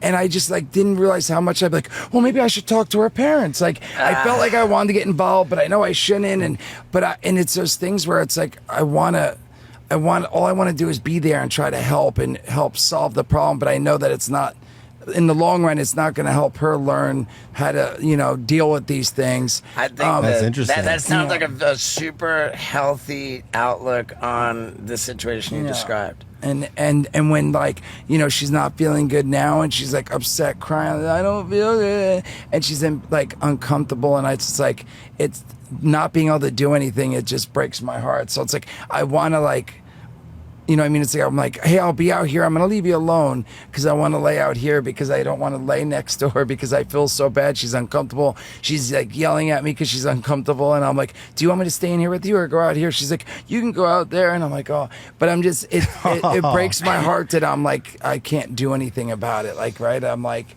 I just have to sit and like do what I can to make her feel comfortable and try to help. And not being able to solve the problem is tougher than I expected, is what I'm saying. It's like, it really is. And like the school thing right now, like the daycare, like my son's going to one daycare, but like we went and looked at this other daycare and it looks like it's perfect. They play with Matchbox cars and he loves Matchbox cars. And he loves the water tables and there's outdoor play. And we're like, okay, but is this better for him or is this better for him? And after he's done with that, should he go to the school my daughter goes to? She thrives in this school. It's a French school and she loves it. But I'm like, is this right for him? Because he's a maniac. He's a maniac. Yeah, they half the day they only speak to her and teach her writing, reading, and talk to her in French the whole time. It's pretty cool. I like the whole idea about it because it's not like what grabbed me is I remember growing up in school, it was like, hey, if you have a problem, you're going to the special class. Right, so you can get more attention. But we need to put you in a special class where you can get more attention from the teacher. This was like, hey, if she's falling behind, we'll just help her get ahead in the class, and if not, we'll give but either way, we'll help in that situation. If she's having trouble sitting, we'll like let her get up, and we'll like try to help deal with those things and have her adjust to it instead of being like, oh my God, she can't sit still, she's a little behind, we're going to put her in the special class with the special bus, Right, and I thought that was good. French? Well, it does. Do they teach her French or something? They do, but I'm saying that was the whole idea of the class. I don't know what the word is. Like their whole agenda, or like not agenda, but like a Montessori school where they have a different approach to teaching. The approach. That's their approach. Is like, we're going to teach her French. She's going to learn French, and the French way is to do it this way. And that's what I mean. And give her that's what it wine for was. recess. Why French? My wife liked French. I don't speak French. My wife don't speak French, but we thought she really wanted her to learn another language, and she thought French would be great. Indeed, Jay's child will do better in the world if she learns 2 languages at this age. But will she have a world to navigate if we don't get off our butts and save it? Because you know what's killing it more than anything, maybe, is plastic. And you know who's bringing death to plastic? Liquid Death, the coolest company there is. And it turns out drinking water is really good for you. And that's good news because Liquid Death has all kinds of water. Still, sparkling, flavored sparkling, teas. I mean, you name it. And it just doesn't get any better. Infinitely recyclable cans.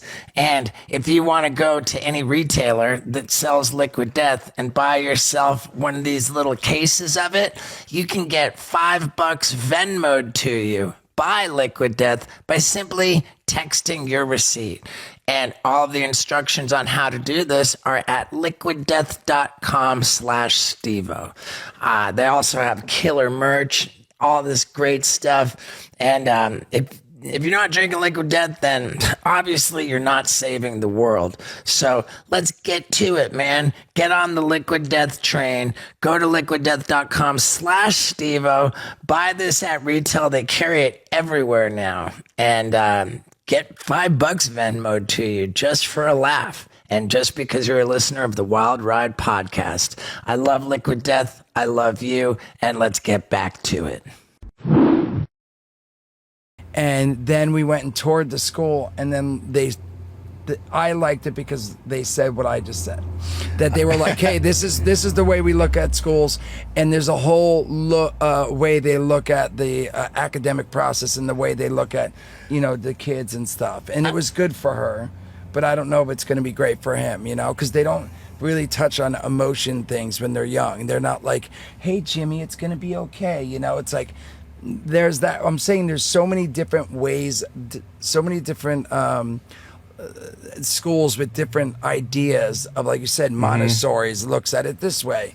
This school touch it like hippie schools are like, hey, we work on their feelings, and they're not right or wrong. It's the way they see it. If the sky's green, then the sky's green, Steve. Yeah, I mean, how much different are schools now versus like the 70s and 80s? Like, I remember just like, Super fights different, and for sure. like I feel like kids in high school aren't as bad as we were in high school.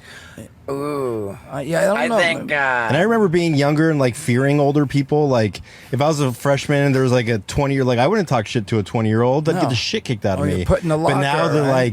like, they're down. The 14-year-old kids are just down to talk shit to 20-year-old kids. Nobody can do anything. Everybody gets sued. Well, one thing about the bilingual that I want to say is I understand that when super young people, toddlers, babies, learn more than one language, I've been told that develops more of their brain. That's why you're so smart. I think that I definitely got an advantage from that learning 3 languages by the age of 3. Mm-hmm. Like, But you don't know any of those now, right? right? I forgot. Yeah. 2 of them by the age of 5. Well, I was learning. So- I was reading about how to keep your brain young, like getting in the 40, and it said learn a new language. It'll open up different parts of your brain. So you probably had that already working, differently than other people. On one hand, I'm a complete dumbass asshole for completely forgetting 2 languages. On the other hand, like it, did develop more of my brain. The fact that I had all 3 for that short time. No, Interesting. And the reason I said that too is with the schools is going back to like, I just didn't realize how much there is to think about. Because again, growing up in my town, it was like, hey, you grow up, you go to the Highlands Elementary, and we're in New Jersey where I grew up, and then you go to the high school up the hill, or you can go to this Catholic school and all that. So there's a few choices, but I didn't realize how much there was. Like, is this right? Should we bring him here? Should we put him in this daycare, and then should we put him in this preschool? And all this stuff, it's a lot. It's a lot more than I expected when I was going to have kids and wanted kids. And again, it's all great, but at the same time, it's way more thinking. And luckily, my wife is on top of all the stuff. She's like filling out applications and all this stuff. Because Did you go to public school? I did. So where I went, it was like the public school. There was one public school and one high school, and then, like I said, a few kids went. Like Kevin went to this Catholic school that was in our town called OLPH and stuff. So there was like the Catholic school, excuse me, and then there was the public school in our thing. But again, I grew up in a small town, way different than here. I mean, there's so many. It's a different world for me. Like, Were you a bad kid in high school? Were you like getting in trouble? Were you? I was. Like not. I wouldn't say when I was younger. It wasn't until about, I would say 6th, 7th grade, I got thrown out of my school for singing Carvel. You know what Carvel ice cream is? I think they have it here too, right? Yeah, I think so. Carvel fresh ice cream. Anyway, it was a commercial on all the time, and I sang that in the classroom with my bare butt, like I was like, like I was like, oh yeah. And so that was just one thing I did, and then there was like me being like, if I had to go to the bathroom and the teacher was like, no, you gotta wait to the end of class, I'm like, whatever, like those type of things. That wasn't like super bad, like where I was fighting and all that stuff. I think I got in like one fight in my whole life in school, but yeah, more of that type of stuff. I just had so I got thrown out of 7th grade, got put in this school called Bayshore Alternative Program. And what was cool is the first 3 hours of school, we were building this huge garage in the back of the public school in Kingsburg, which was like 3 towns over. So we'd go there and we built this house from the frame up. So again, I actually winded up enjoying it because we did it like I learned some construction and we'd like hang out and build stuff, and then the rest you would do classwork. And then I was there till junior year, and then I realized then I was like getting a little older, and I was like, man, I'm missing out on the proms and the homecoming things, and I still a virgin, you know. So I was a virgin till I was almost 18. So Really? yeah. So I realized like I need to go back to regular high school, and I graduated from my regular school at senior year. But so yeah, I got in a little trouble, but you know, not fighting and stuff, just more just being obnoxious. And, So you were not violent. You No. were merely inappropriate. yeah, very inappropriate. Never violent. I was never violent. Yeah. So, yeah. Like butthole inappropriate. Yeah, you know, like I'd have like my bag out, and I'd be like, I dropped gum on my lap, you know, to the like other kids in my class and stuff, and everyone. You can't say that now. You can't in now. school. You get in trouble. Yeah, like get, I would like every time. Yeah, I would have totally got like way more trouble now. Canceled in 7th grade. Yeah. Now. but- So What was the first looks beautiful. video project? Like, did you have a home video camera and you made videos on your own? Like, did somebody else, like, what was the first time that you were creative in front of a camera? My buddy had gotten this Panasonic camera. It took cassette tapes, like the old The little. mini VHS-C? Yeah, well, I don't know. It was like the old because it was the regular size ones like you had in your car. You know, Oh, you- okay, so high 8. Yeah, high 8. It Yeah. was like high 8 cassette tapes, and you put it in the Panasonic camera and you record, and then you plug in the red, white, and yellow, and you play it back. I don't remember what grade I was in, but I remember my buddy got one of them. It was more of like those are like 2-way high tech than what I'm talking about. This was like a kid's one, but I remember I pooped out of a tree, and my buddy videotaped it. Right? You still have it? We thought it was Couldn't so have asked. funny. It was so funny at the time. And then on the way home, I used to eat these things called firecrackers. They're like hot dogs in this bag of like spicy juice, and I used to eat them every day. Go to Cumberland Farms in my neighborhood. And I stopped and got 2 of them. I ate one. I got the other one. I was like, wait a sec. I opened it up. I gave it to my buddy. His name's Nini Balls. I said, Nini Balls, put this in your zipper. And then I got down. I was like, went to town, and my buddy recorded it and stuff. And then we went home and watched it. And the quality was so bad. It looked real. I was like, wow, I'm like a champion at that. And, you know, made me think for a sec, but you know. That's funny, dude. But it was. Those are my, honest to goodness, those are my first 2 videos ever remember filming anything. And can you approximate what year that would have happened in? It definitely would say, let me think, because I had to say it was about 13 or 14, I would say. So 88. since we're the exact same age, that's 8th grade. That's the first time I got in front of a video camera. And for me, it was just like, let me do some half-ass skateboard tricks that I'll be so stoked if I get on camera. Like, I was nowhere near as awesome as you were. Well, thanks. Do you remember what camera you had, though? 'Cause- It was VHS-C, the first one that I had. yeah. I wish I could. It was, I don't know if it was, maybe it wasn't a Type in like Panasonic. 1988 high 8s. And I don't even know if it was a high 8. It really seemed like because see, these all have like actual like.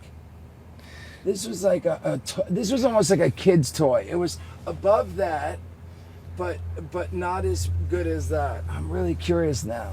I'm telling you, it almost seemed like a kid's video camera toy.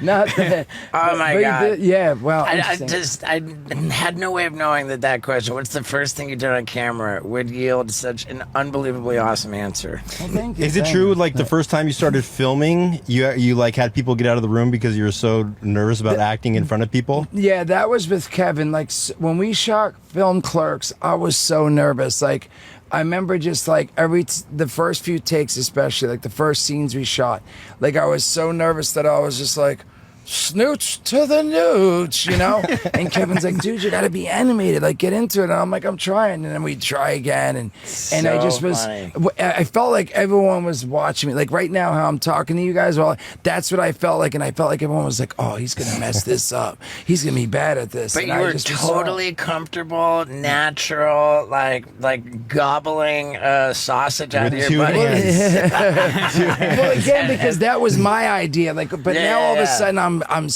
like have a script. I think that's what made me so nervous with Clerks. Thinking about it is like it was the idea of saying things, trying to make sure I don't mess any lines up. I'm not sure that Jay needed to be so stressed out because if you mess up a line while you're shooting a movie, you just do another take. It's not that big of a deal, but you will mess up your cat's life if you feed it regular kibble. And hate to break it to you, but cats don't actually have 9 lives. There's only one chance at this. So stop feeding your cat kibble and start feeding it actual, fresh, refrigerated cat food. That's where it's at if you want your cat to be happy and healthy and have a good, long life. And the way to do that is Smalls, baby. This is a company that makes actual food for your cat that's protein packed, fresh, actual food. And they are so confident that your cat's going to love it. They are offering you 50% off plus free shipping. There has never been a more generous offer for listeners of the Wild Ride podcast than that which comes from Smalls. And to get this offer, you go to smalls.com/Stevo and use the promo code Stevo at checkout. You're going to be glad you did because my cats are glad that I did. So be a good cat owner and don't mess it up by feeding them kibble. I mean, it's not the way to go in 2024. So one more time, for 50% off plus free shipping, go to smalls.com/Stevo and use the promo code Stevo at checkout. That's good news for your cat and good news for you. We're riding this baby home right now. Let's go. Right. And like remembering all the dialogue and like making sure I don't like turn my back to the camera. I don't know, but with the hot dog, I was like, "This is my idea." Right, I'm I get it. Dude. No, Like, but you're right. It was, I make that point because I relate so much to it. You know, like I so intimately relate. I remember like when I worked on cruise ships, like doing the stuff that I was supposed to do as a clown on cruise ships, like was completely unnatural to me. I was like super awkward. And as soon as we got done and went to the bar, I'm like, "Yo, guys, check this out. I'm gonna do this rad trick." And the other clowns are like, "Yo, why can't you do this when we're doing that?" Yeah. Even when It's you're so fucked up, different, you were yeah. like still nervous about it, because weren't you the drunken clown? I wasn't a drunken clown, but yeah, there was just something awkward about like, and maybe I'm a bad clown, like maybe I'm not, it's just like there's just some sense that I'm trying to like do something else, and not like what I just genuinely believe. Like there's a built-in confidence when you're doing something that's you. Yeah. No, it was a big difference, and I feel like even when we got through this movie, then we did Mallrats. I felt the same way. Again, I felt a little more comfortable doing Mallrats, but I still was. I just remember there it was like I can't ask everyone to like go in the other room or whatever because it was like a studio movie and there was a bunch of PAs and all that. So I'm like, I have to do this. I can't like. But I still remember being super nervous doing the first couple scenes. One of the first scenes was the one where I'm like, "Here, kitty, kitty, kitty, kitty," and I was like, and then anyway. But yeah, so luckily it was a fun scene where I got to dance and like talk to Jason Lee, who was super fun, and we had a blast doing that. Dude, Jason Lee, what a hero! Yeah. How did you guys get him to go do the Comic-Con stuff with you? I don't know how he. I know. I think the first couple things he just had he went and did for Kevin because it was like an event. Like, hey, we're just gonna do it like this little event at the comic book store for mall rats and whatever. And he came out. I don't know how he got to start doing the Comic Cons. I know that the person that gets us to come out reached out to him, but I think maybe he was like, why not? I think Kevin and Jay will be there and we can hang out. And yeah. I think Ethan Suplee was even at the first one, and the gentleman, I can't believe I'm forgetting his name, that's in Earl. Yeah. Eddie. Is it Eddie? Yeah, I think his name's Eddie. But anyway, so I just saw him at New York Comic Con. We had such a blast. I actually told him I'm hopefully going to talk to him in a few days, because he was like, I didn't realize, all this time I've known him, I didn't realize how much he's a baseball fan. And I'm not really a baseball fan, but if I was, I'm a Yankees fan.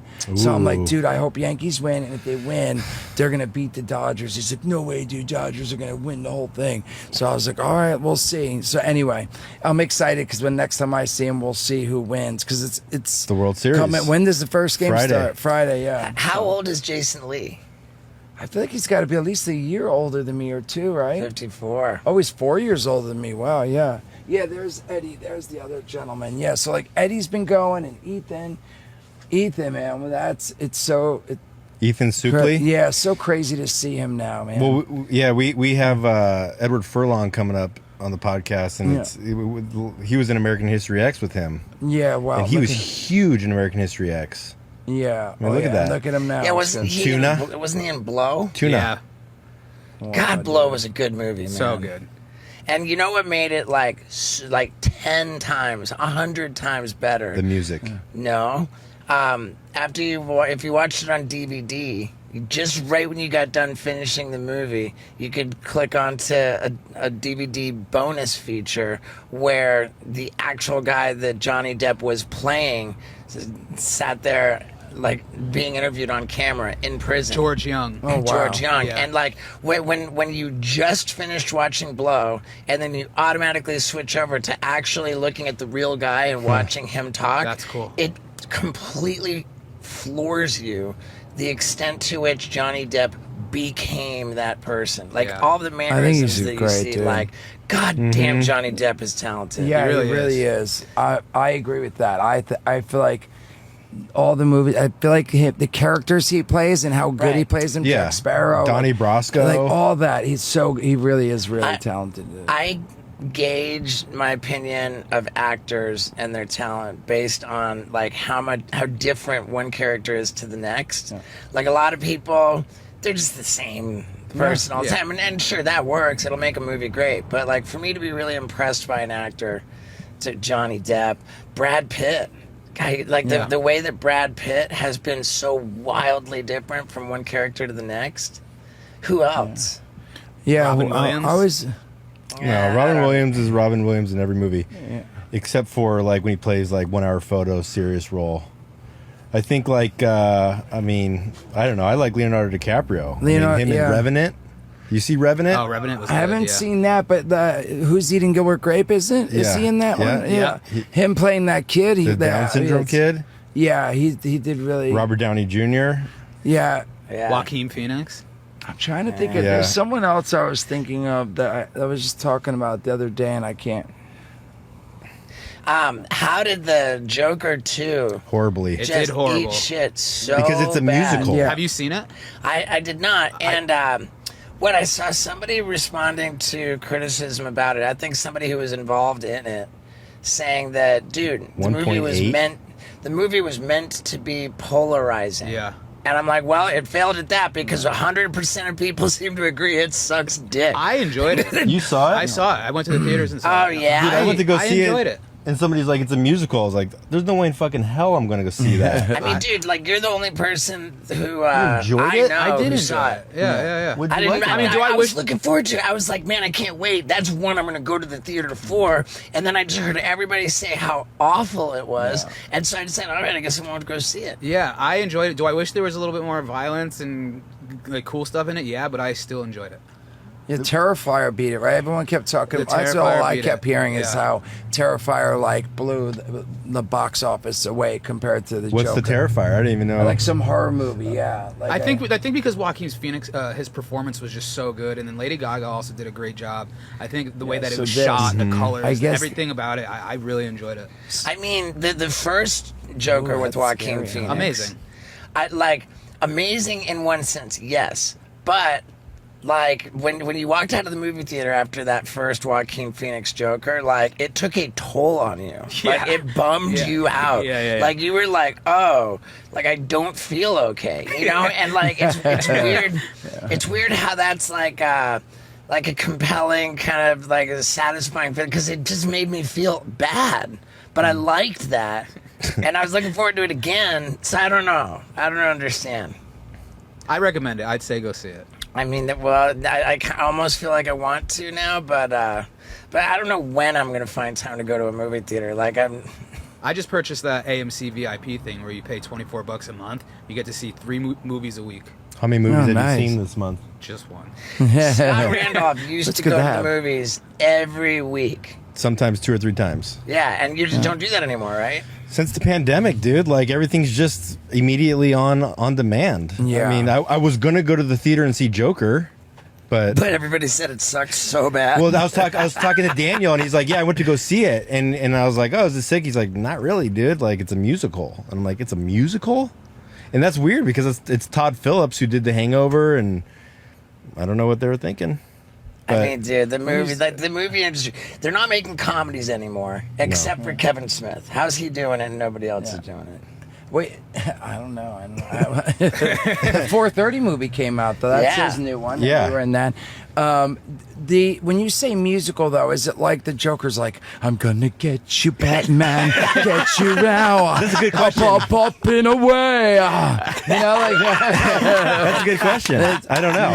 No, it's basically a love story between him and Lady Gaga. So it's like it's just them. Nobody else is singing in it. It's just them.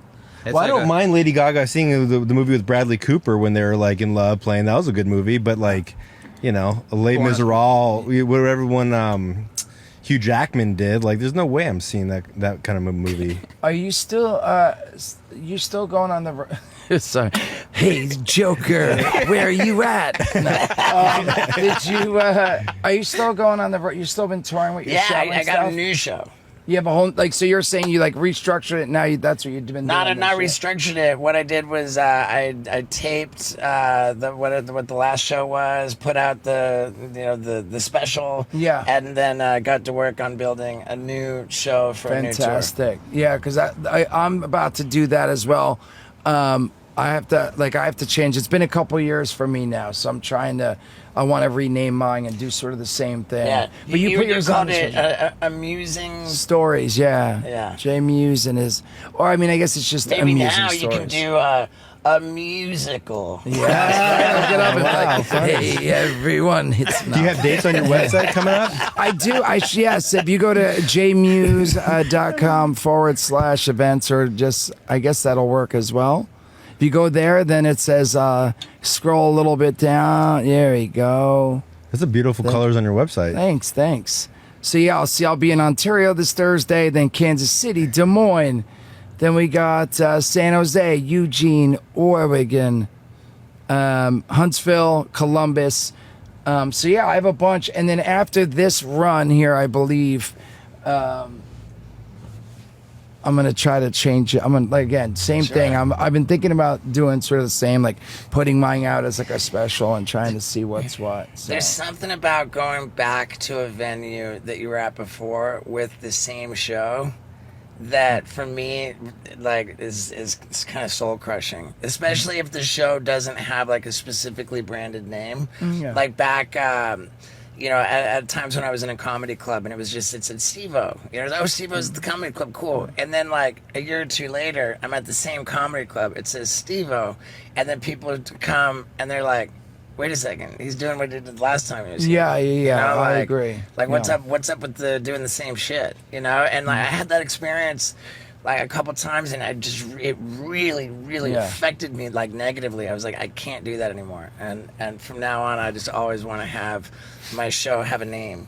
No, I love it. Yeah, no, I've had my name the name the whole time. Yeah, nobody can be But- mad at you because it's amusing stories. And then, Yeah. okay, now if you're going to go see amusing stories, then you know that's what the show is. Yeah, and then I would and I've been changing the stories each time. But I get it. I know that I've been back to places, and most of it's been the same. It's like harder. I realize like it's its own sort of beast being able to like streamline a show for me anyway. I want to say for an hour and like tell these stories. And even if I'm like, oh, I'm going to take this out and put this new one in, but I want to put a new one here and here, but I'm trying to keep it flowing. Anyway, so, I've been changing it up, but now it's getting to the point where it's like I've changed it up, it's fresh, but I've been back and it's a whole new thing, but not a whole new thing, which is Right. what I want to do next, is rename it and totally have something different. Maybe where I crap out of trees and stuff. No, I'm just Oh my God, dude! If you That could would be track down awesome. that footage, That would can be you aw- even imagine if you like? Does that footage still exist? I would imagine no, because you know what? Even the pictures from my buddies, we've had like 3. Dramatic reenactment, baby. Oh, that'd be awesome, right? Yeah. If you need I fall somebody out to of the tree. I'm like, oh! We've had floods. It's such a bummer because my buddy that I grew up with, his parents, I used to spend like every day with him before this is like 5 years old to like 15 almost. And they had tons of pictures and they had the videos, I'm sure, and all that.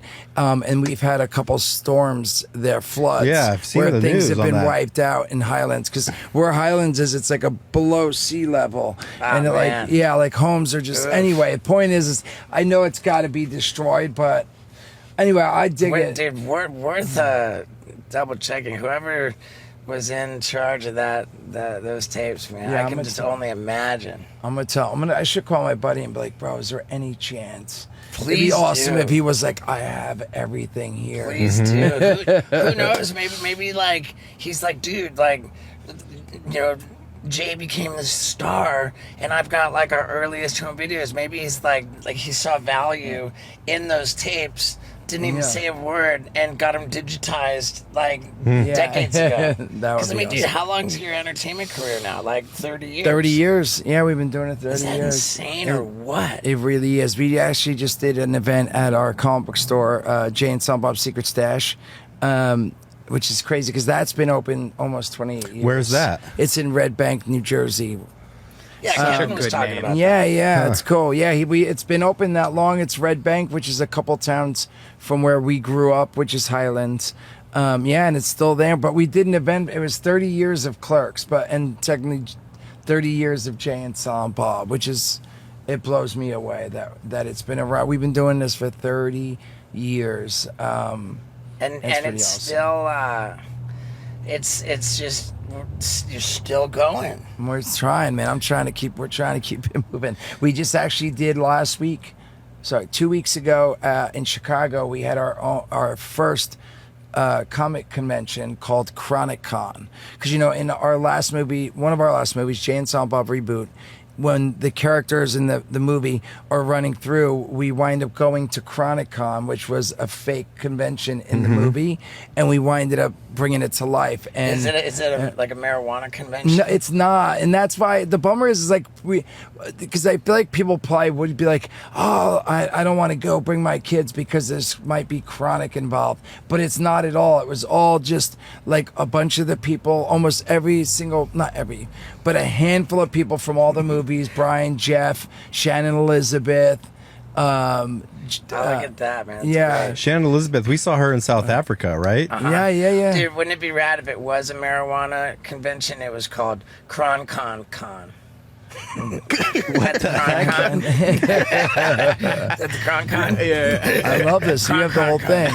So yeah, like we did all the panels for Clerks, Tusk, and I did my amusing stories. Shannon Elizabeth did a panel.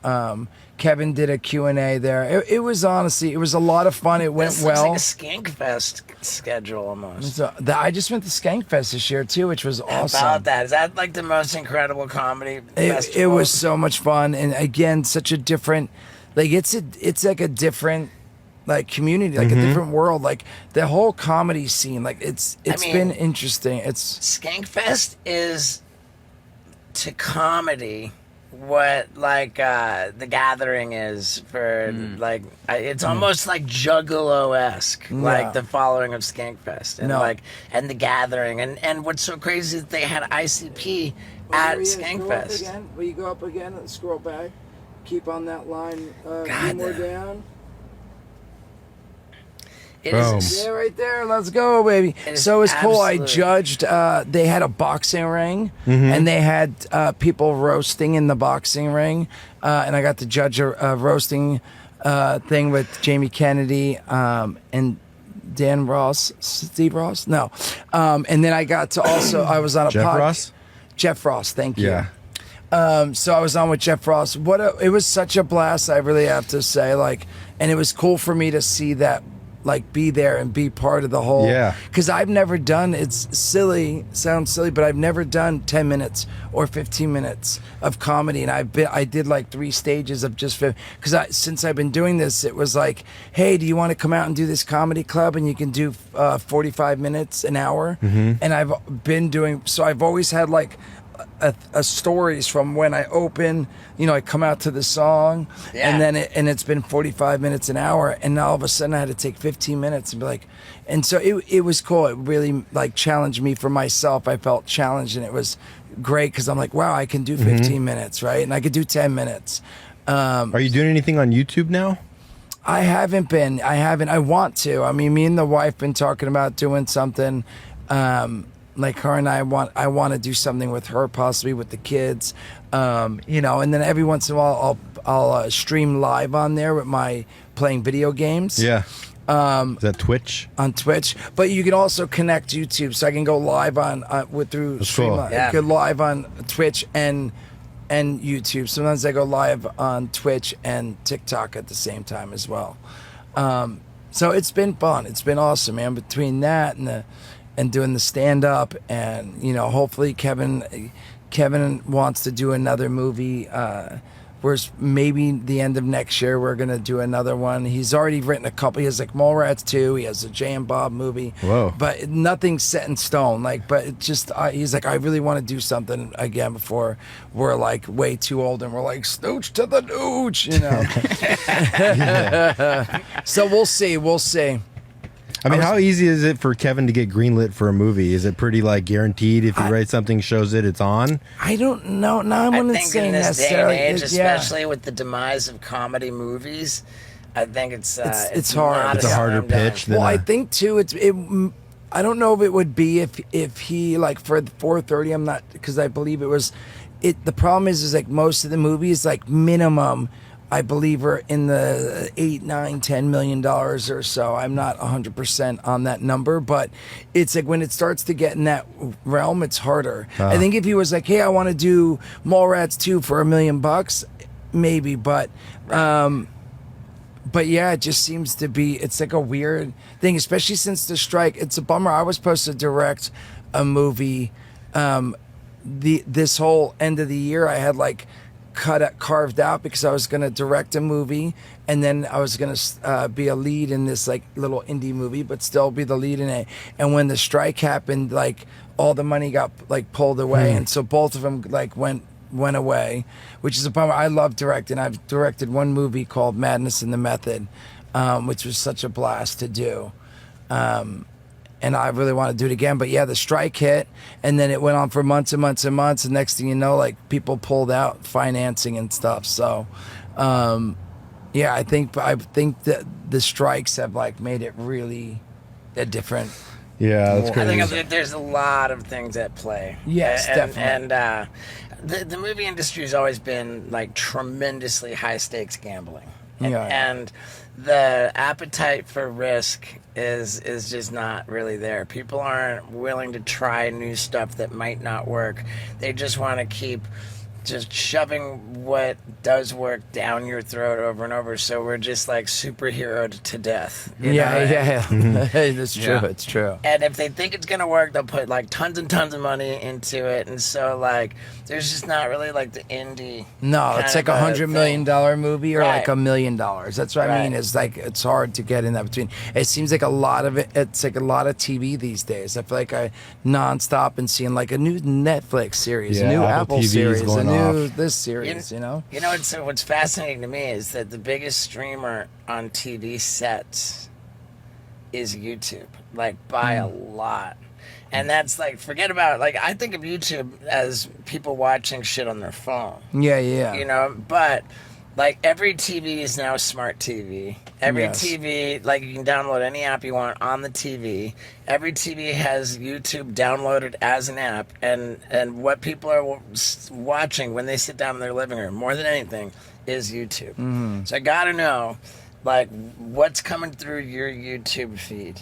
And that, because nothing, like, Netflix will tailor, like, what's on your browse menu, but they can only tailor it so much. YouTube, like, that's like your fucking fingerprint. Like, your YouTube feed is like your fucking fingerprint of what I feel you like a lot of mine has been gaming stuff, but I really don't go on YouTube too much. I really watch a lot of Peacock and like Prime. Right now I've been watching this show, The Murdoch Mysteries, the TV show. Love it. It's so good. It's 17 seasons right now. Oh shit! I thought you were talking about the Rupert Murdoch? Not Rupert Murdoch, Murdaugh, the guy who killed his wife and kid. Oh, The no, red no. hair lawyer guy. No, this show right here, which is a 17 season, I dig it. 17, Jesus Yeah, Christ. and they just renewed, I think, for an 18th season. I also just watched again. I've already watched it before, but I sometimes I'll rewatch shows. Is the show Las Vegas? It's on that's on Peacock. It's fun, but I don't really watch a lot of YouTube, and if I do, again, I feel like a lot of video game stuff pops up for me because it's mainly like What kind of video game? Fortnite. I mean, Fortnite, Call of Duty. I played Call of Duty. Call of Duty and Apex. I love the first-person shooter games. I've played a little bit of Dead by Daylight and like the Space Marines. 2 just came out. Was it Fall Guys? You know, Fall Guy, yeah. Dude, I remember it took me, like, I had like 3 buddies that I played with all the time. They got crowns like within the first 3 to 5 games. It took me like 3 weeks of playing for like 4 hours a day to like beat everyone to get the crown. This is fun. I've been meaning to play this with my stream because you can be the killer and then there could be like the 6 survivors or whatever from your community. And right now you can be like Chucky or like all these different characters. I don't know. It's like right now with the kids, it's like I get about an hour. If I'm home, I'll get like an hour in where I can stream and play some video games and stuff. And I'll just wind up playing Fortnite because it's right quick now, and it's easy. Yeah, it's fun. It's easy. Does your wife play video games? She doesn't. She doesn't like video games at all. Does she give you shit for playing video games? If I play for too long, she does. Not just for playing in general, but she knows I really like Legos, and she never gives me crap about Legos. Again, if the kids are at school and they're doing stuff, and it's just me and her, and I don't have things that I'm supposed to be doing, she don't care. But it's mainly if I was supposed to like, hey man, don't forget you gotta, you have to go to the doctors and you gotta do this and we gotta call this guy for this. And then I'm home playing video games and she'll be like, did you make those calls? I'm like, not yet. Then she'll be like, then she'll get maybe a little disappointed in me. So Are you still loving Tesla? I am. I have my cars. I really want the Cybertruck, but I wouldn't get it now. I don't think maybe I would because I'm impatient. But I keep hearing that like, hey, wait till the Series 3 comes out, like after they redo it a couple times because there's been issues and stuff. But I'm sure you've seen them now, right? Yeah. I feel like people either love them or they think they're ugly. I think they're cool, man. I Look loved at them. it. And people now, I've seen ones that are like white, like straight white or all black or like the different, like they look slick. I think they look so, look at that. I think it's such an interesting, awesome looking car to me. I think it's cool, man. Yeah. Like, imagine, like, they say they're trying to get where they have the camper in the back. Imagine getting that and doing this in the back of it. Like, get the cabin in the back and you just pull up, all quiet. There's a plug in the back, just like and you can plug into it. They say you can use it. Look at that right there. Tiny World's camper. first folding camping. Yeah, I'm sold. I want it. Like, I'm telling you. Wait. It folds down? Yeah, it looks like it folds up, folds in. The tent thing, I think, is like... Steve's going to buy it now. Yeah, look at that. You pop that out right here, boom, and you do the... And you can get the extra battery now, plug stuff in. I don't know. I find it to be a really nice looking truck. I think it's cool as hell, Yeah. man. What are you doing, like, outside of video games? Like, do you play pickleball? Do you... Nah, I've never been into any sports, really. I don't play any basketball. I have before, but I'm just saying right now, it's like, seriously, it's like I wake up, the morning is getting breakfast for both kids, and then, like, I bring my daughter to school. My wife usually brings my son to daycare. And then later on, I'll pick him up. I'll pick up my daughter, and she has ballet, or she has tennis lessons, or she's art. Like, we've had activities for my daughter almost every day to keep her busy, and that's really it. Or I'm out of town and my wife's home doing it all, and I'm like out. Like, just now, I was gone. Like I said, Chicago. I went to Jersey for 3 days. And then I went to New York Comic Con, and then I came home. I'm home for about 10 days, and then I go to, Thursday I have the Ontario show here, which I'll just drive to. And then I have Des Moines and Kansas City. What's the split between live comedy and Comic-Con convention stuff? This year it's More comedy. I would say 80% comedy, 20% comic conventions. The year before, I would say maybe it was 50-50. So like last year I did a few more than this year. I've done like only 4, I think, this year or so. 3. So yeah, that's been the main 2 things, and then like doing like a day or 2. We did that. It was awesome. We got to do the '90s show, Kevin and I, which I was hoping they'd pick up as season 3, because like it was like established that Kevin was playing Chong's son, Cheech and Chong, was in season 1, but he also was in the '70s show. And he's the neighbor who they'd, go get. Yeah, right here you could see that screenshot. I thought it was down more with Kevin. There they go. Wow. So when we first get there, he's like, son, and he's retiring, and Kevin's gonna move into his house and take over his business. And so we were in like 3 episodes, and because of that, I was like, oh, they definitely have to write us in again, because like the kids come over and they like always are run. But yeah, it looks like it got canceled, which is a bummer, because I was like, yes, this is, because I've never done multicam in a live studio audience before. Wow. So it was a lot of fun.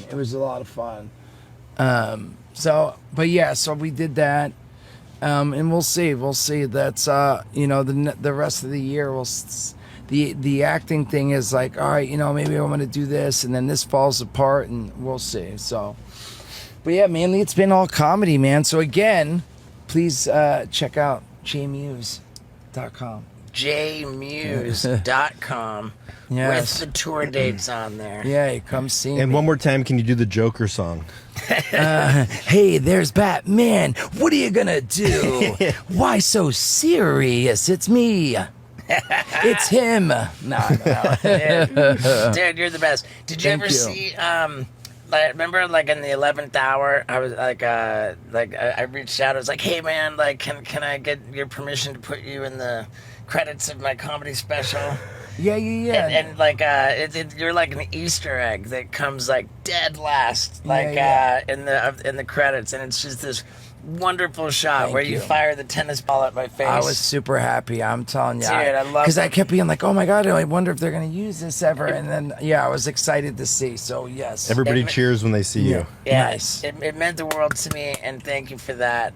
Thank you for doing this. No, thank you. I will say, having just earlier today listened to our first episode with you, God, I think I've gotten better at doing this in general. I think that this is a wildly better episode, and I feel like I owe you an apology for dragging you through the garbage that we recorded.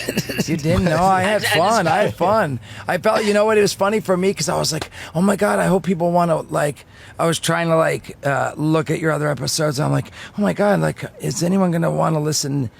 Because even if people are watching, it did. And that's why I was happy. Not so much for you, but because I'm like, I'm sure when people are like, oh, his new episode's out. Oh, he's got Jay Mewes on. You know. Way. But I was super stoked. So, yeah, no, I thought it was great then, and I think it's great now. So well, thank you, man. I think I'm just, like, critical of myself. And I get it. I'm the same way. Still, like, years, like we said, 30 years. And I still, like, you know, even this week I did my amusing stories at the Chronic Con, and I was like, oh my gosh. Like, it was different because it was at a comic convention, not a comedy club. Was it as good? Was people, you know. So, I think that's just the way it is, right? This makes you guys so great. It's the way it You're is, hard on man. yourselves. Thank you. We're hard on ourselves, but we got to give ourselves credit for looking great and being 50. 50 and Geminis, man. And Geminis, I love dude. that. Gemini man. Yeah, we'll let you get back to your family. Thank Dude, thank you. you again. Thank you. Dude, much love, brother. Yeah, dude. Jay Mewes, man. It's like he's a kindred spirit. And I really like him a lot. I also really like being here at the Radical Ranch a lot. And I like you a lot for sticking around to the end of the podcast. I was going to keep this a secret, but soon you're going to be seeing, if you're watching on YouTube, episodes being recorded in a new mobile podcast studio, one which lives in Tennessee, because there's just so darn many people to talk to in Nashville. It's ridiculous. It's rad. And for people watching on YouTube, Daniel, give them a look at this thing. It's wrapped in camo. It's so badass. You might have to go out there, Daniel. What a champ. Get a look at that thing. Oof. It is so beautiful. And dude, check it out. I already got in my first accident with it. I mean, it was only a parked car. And I found the owner, like, right away. I was like, dude, I got to fix your shit. Man, what are you going to do? I'm a dummy. I'm a super dummy, too. You're going to love that show. Everybody, be well. Thank you. And I'm actually going to go fuck off in this new RV and just go camp out with my new dog, Moon Pie. I love you all. You.